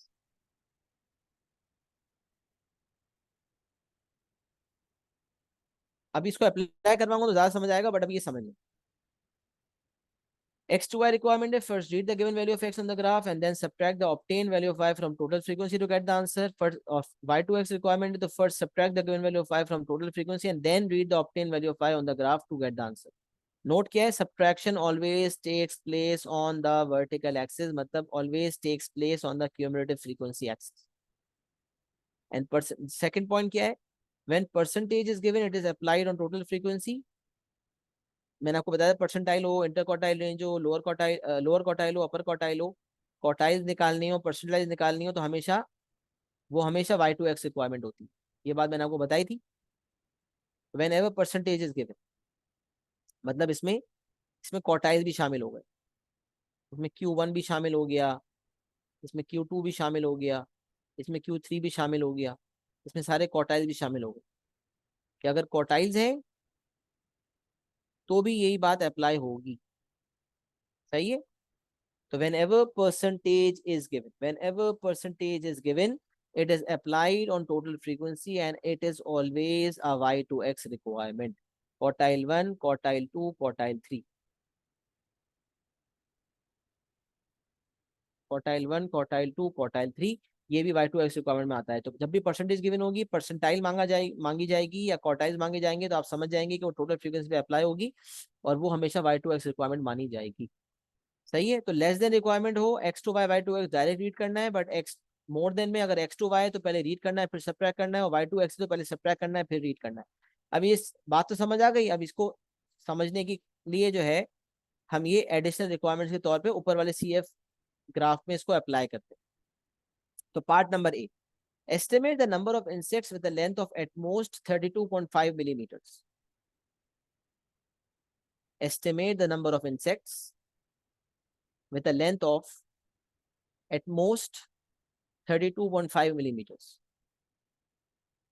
अब आप देखें, number of insects मांगी जा रहे हैं, मतलब Y मांगा जा रहा है with a length of at most 32.5 millimetre. क्या मतलब एट मोस्ट 32.5 मिलीमीटर? तो एट मोस्ट का मतलब होता है less than equals to 32.5, less than equals to 32.5।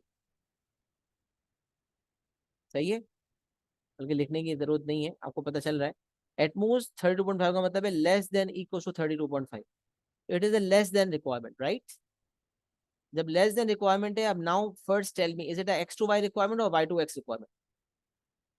X मतलब लेंथ, वाई मतलब फ्रीक्वेंसी। क्या फ्रीक्वेंसी दी हुई है, लेंथ निकालनी है, या लेंथ दी हुई है, फ्रीक्वेंसी निकालनी है? तो लेंथ दी हुई है, फ्रीक्वेंसी निकालनी है। It's x to Y requirement. X to Y requirement है लेस देन वाली, तो no problem. Just go and read it. तो मैं आया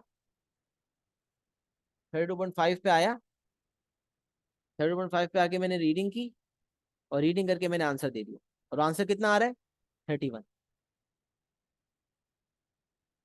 32.5 पे आया, एक्स टू वाई रिक्वायरमेंट थी, रीडिंग करके वाई का आंसर दे दिया। क्योंकि लेस देन रिक्वायरमेंट थी, कुछ सब्ट्रैक्शन नहीं होगी, जो आंसर आएगा वही आंसर है, 31। 31। अच्छा, estimate the number of insects with the length of at least 32.5 millimetre. Same requirement है, यहाँ एटमोस्ट 32.5 था, यहाँ एटलीस्ट 32.5। तो एटलीस्ट 32.5 का मतलब हो गया greater than equal 32.5, greater than equal to 32.5। तो ये कौन सी रिक्वायरमेंट हो गई? ये मोर देन रिक्वायरमेंट हो गई। कौन सी रिक्वायरमेंट हो गई? ये मोर देन रिक्वायरमेंट हो गई। अब मोर देन रिक्वायरमेंट के अंदर उसूल क्या था? मोर देन है, एक्स टू वाई है, तो पहले रीड करेंगे, फिर सब्ट्रैक्ट फ्रॉम टोटल करेंगे। ये एक्स दिया हुआ है और आपको फ्रीक्वेंसी निकाल, नंबर ऑफ इंसेक्ट्स का मतलब फ्रीक्वेंसी निकालनी है। 30.5 पे आप आएंगे और आके रीड करेंगे। अच्छा, रीड करने के बाद आपका आंसर 31 आएगा, लेकिन आपका फाइनल आंसर 31 नहीं बनेगा, बल्कि टोटल फ्रीक्वेंसी 40 में से 31 को माइनस करके 9 आएगा। पहले आप 30.5 पे आके आपने रीडिंग की, और रीडिंग करने के बाद आपका 31 आ गया। जैसे ही 31 आया, 31 आपका आंसर नहीं होगा, बल्कि टोटल फ्रीक्वेंसी 31 माइनस करेंगे तो ये 9 आपका आंसर बने। तो अगर लेस देन रिक्वायरमेंट है तो रीड किया और आंसर दे दिया, मोर देन रिक्वायरमेंट है तो रीड करके जो ऑब्टेन वैल्यू आई थी उसको टोटल फ्रीक्वेंसी यानी कि 40 से माइनस किया, तो फिर आपके पास जो आंसर आया वो फाइनल आंसर हो। ये आपका पार्ट ए और पार्ट बी होगी। मुझे बताएं, एक्स टू वाई वाली जो रिक्वायरमेंट है, लेस देन वाली भी और मोर देन वाली भी। X to y less than वाली डायरेक्ट रीडिंग, और x to y more than वाली जिसमें reading and then subtracting from total. क्या दोनों क्लियर है या नहीं, पार्ट ए और पार्ट बी? कोई सवाल यहाँ तक है तो पूछ लें, वरना एक्नॉलेजमेंट दे दें कि इट्स क्लियर और नॉट।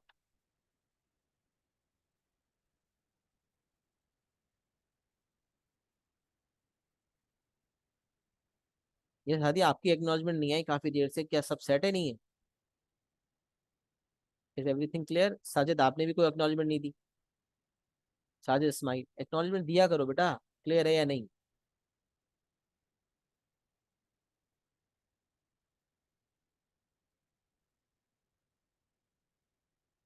जी अमीर असलम, आपने भी एक्नॉलेजमेंट देनी है। यहाँ तक क्लियर है सब कुछ? अमीर असलम, हादिया, साजिद।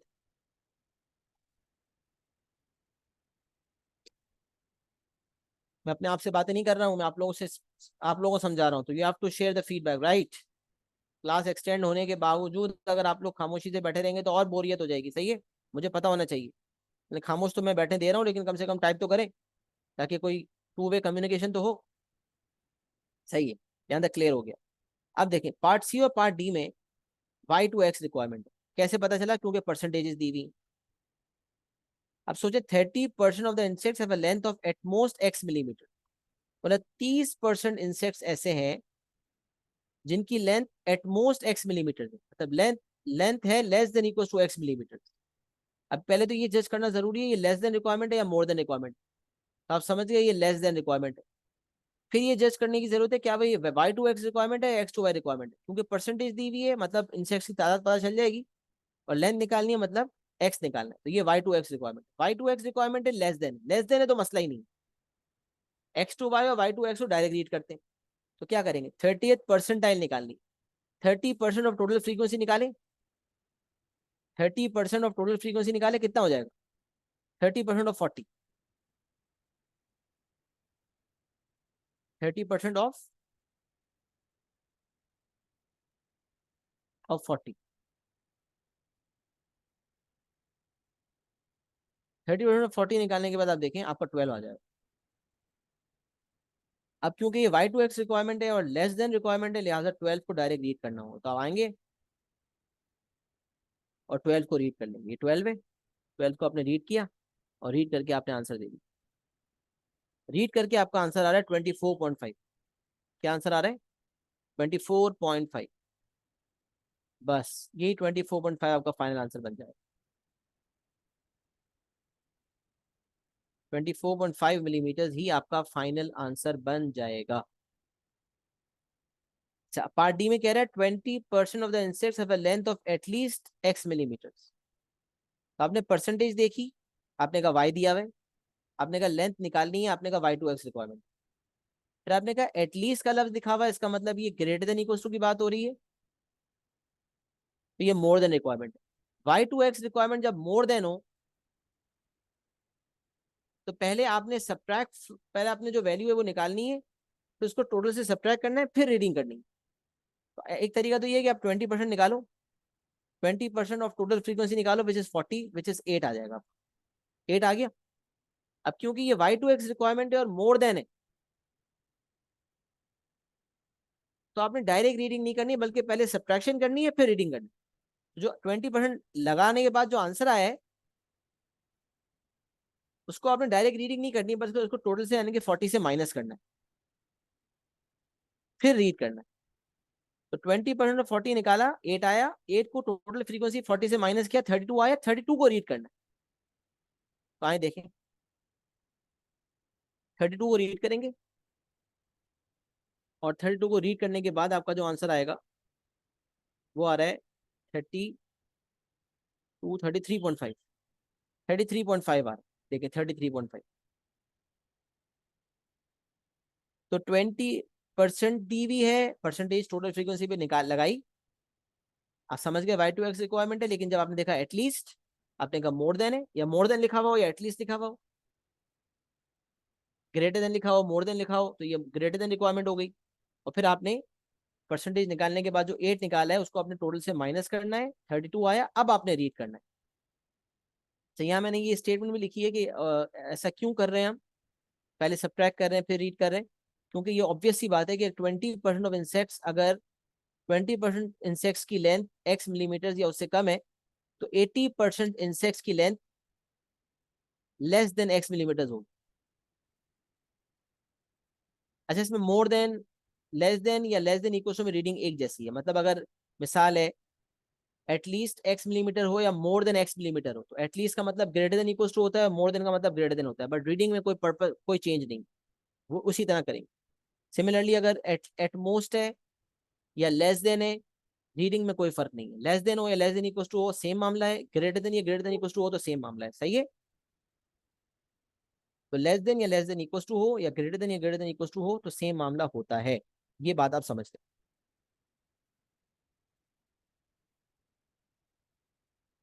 अच्छा, अब ये बात हमने बात की, क्या बात की, हाँ, 20% of the insects have a length of at least x millimeters, तो 80% of the insects will have a length of less than x millimeters। तब जब ये मोर देन रिक्वायरमेंट को मैंने लेस देन कन्वर्ट कर दिया तो परसेंटेज 80 हो गई। अब या तो आप डायरेक्ट 80% लगा दें, 20% लगाने के बाद टोटल से माइनस किया था तो 32 आया था, तो 80% ऑफ 40 आप निकालो, डायरेक्ट 32 आ जाएगा। अब इसको रीड कर लो, तो 20% of total frequency, you obtain 8, you subtract from total 40, you get 32 and then you read। और shortcut is you directly apply 80%, मतलब 100 माइनस पहले कर दिया, पहले 20% निकाला फिर माइनस किया ना, मैंने 100% में से 20% माइनस किया, 80% आ गया, माइनस पहले ही कर दिया, अब परसेंटेज लगाई 80%, तो डायरेक्ट 32 आ गया, उसको रीड कर लिया। और यहाँ लॉजिकली भी सोचे तो 20%, मैं कह रहा हूँ क्लास में 20% बच्चे फेल हुए हैं, मतलब 20% बच्चे ऐसे हैं जिनके मार्क्स 50% से कम है। तो मैं बताऊं, मैं पूछूंगा बताओ 50% या उससे ज्यादा लाने वाले कितने परसेंट होंगे, तो आप बोलेंगे सर 80%। 20% बच्चों के मार्क्स 50 से कम है, मतलब वो फेल हो गए। 20% बच्चों के मार्क्स जो है 50 से कम है, 100 मार्क का पेपर है, 50 से बिलो फेल है, तो 50 से बिलो 20% बच्चों के मार्क्स आए तो 20% बच्चे फेल है, तो पास कितने बच्चे, 80%। तो इसका मतलब अगर 20% बच्चों के मार्क्स लेस देन 50 हैं तो बाकी 80% के ग्रेटर देन इक्वल टू 50 होंगे, 50 या उससे ऊपर होंगे। यही बात देखिए, 20% एटलीस्ट एक्स मिलीमीटर, तो 80% will be less than x millimetre. तो 80% बना दिया, इसको इस लाइन पे कन्वर्ट कर दिया। अब आपको पता है ये लेस देन रिक्वायरमेंट बन गई, तो अब 80% ऑफ टोटल फ्रीक्वेंसी निकाल के 32 आ गया, उसको रीड कर लिया। या अगर आप इसी वे में डील करते पहले ऊपर ही, तो 20% निकालते पहले, फिर जो आंसर आता वो वाई की वैल्यू होती, बट उसको डायरेक्ट रीड नहीं करते क्योंकि मोर देन रिक्वायरमेंट है, तो पहले सब्ट्रैक्ट फ्रॉम टोटल फ्रीक्वेंसी करते फिर रीड करते। ये जो यूजफुल समरी है जिसकी एप्लीकेशन मैंने इन एडिशनल रिक्वायरमेंट्स की सूरत में करवाई है, क्या आपको ये बात समझ आ गई है? ये यूजफुल समरी की मैंने एप्लीकेशन करवाई है इन 4 पार्ट्स, जो आपने 4 पार्ट समझे।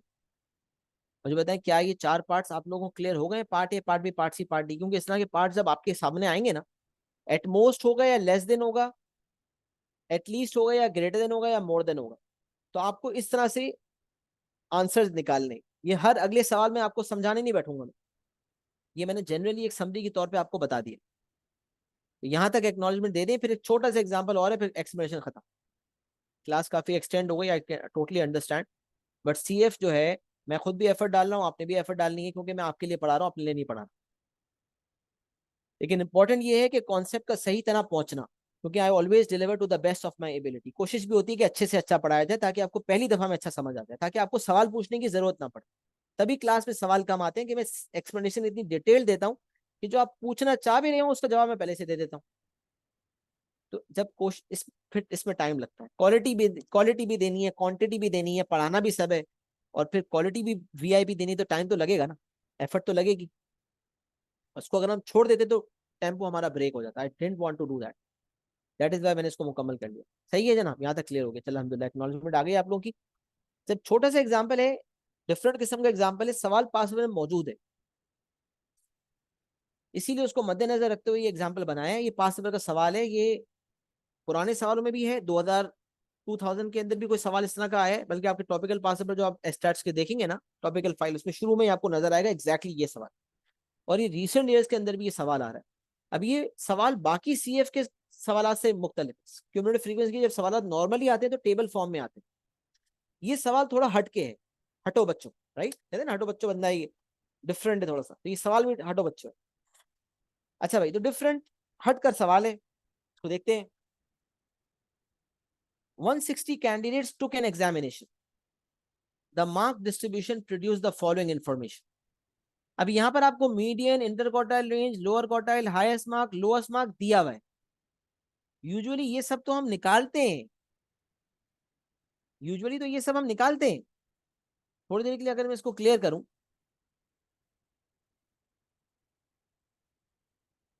और फिर मैं आपके पास वर्किंग दिखा दूंगा। सही है?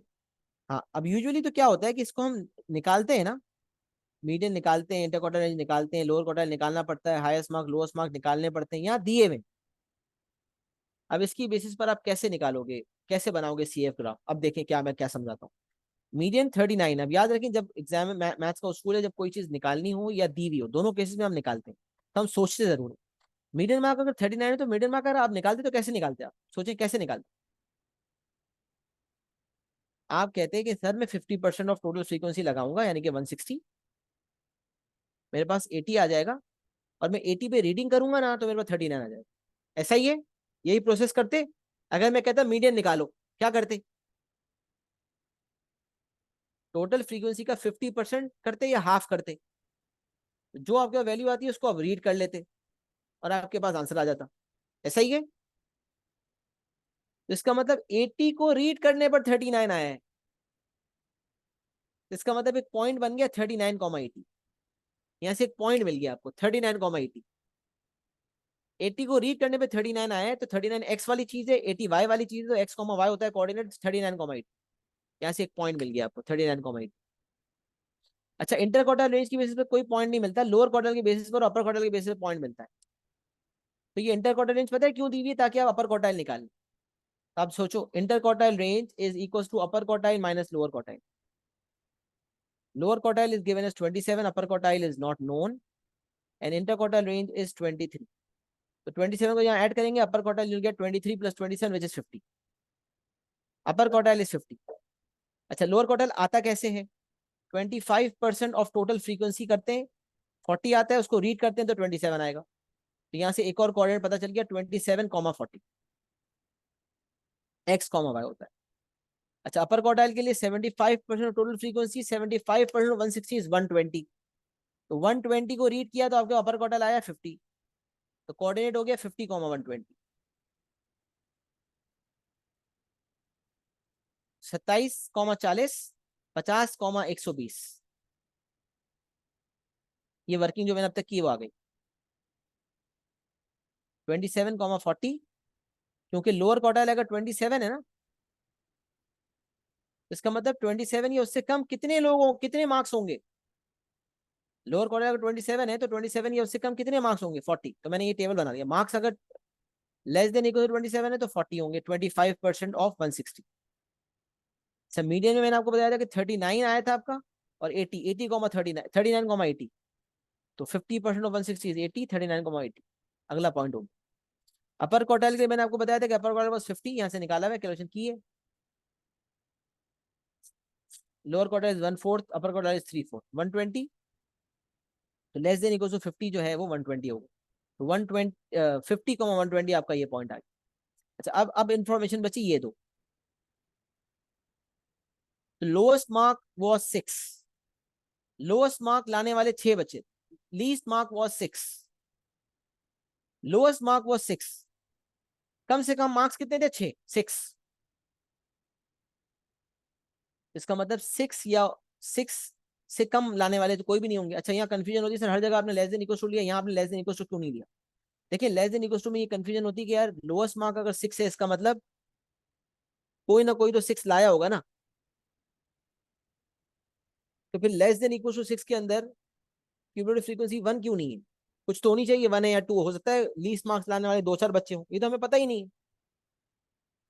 तो मैंने आपको पहले भी बताया था कि लेस देन या लेस देन इक्वल टू में सीएफ में कोई ज्यादा इंपैक्ट होता नहीं है, और हम ये चीज की गहराई में नहीं जा सकते। तो अगर लोएस्ट मार्क 6 है तो कितने बच्चे 6 लाए हमें पता ही नहीं है, तो इसलिए हमने लेस देन इक्वल टू 6 नहीं किया, बल्कि मैंने लेस देन 6 कर दिया। अच्छा, आप हर जगह लेस देन कर देते, ये सब जगह लेस देन कर देते, फिर आपको आखिरी में कंफ्यूजन होती कि अगर हाईएस्ट मार्क 68 है तो 68 भी तो कोई ना कोई लाया होगा ना, तो भाई वहां तो लेस देन इक्वल टू होना चाहिए। क्योंकि अगर मैं वहां लेस देन 68 करूंगा तो वहां गड़बड़ी हो जाएगी कि 68 जो मार्क्स लाया होगा वो तो शामिल ही नहीं होगा।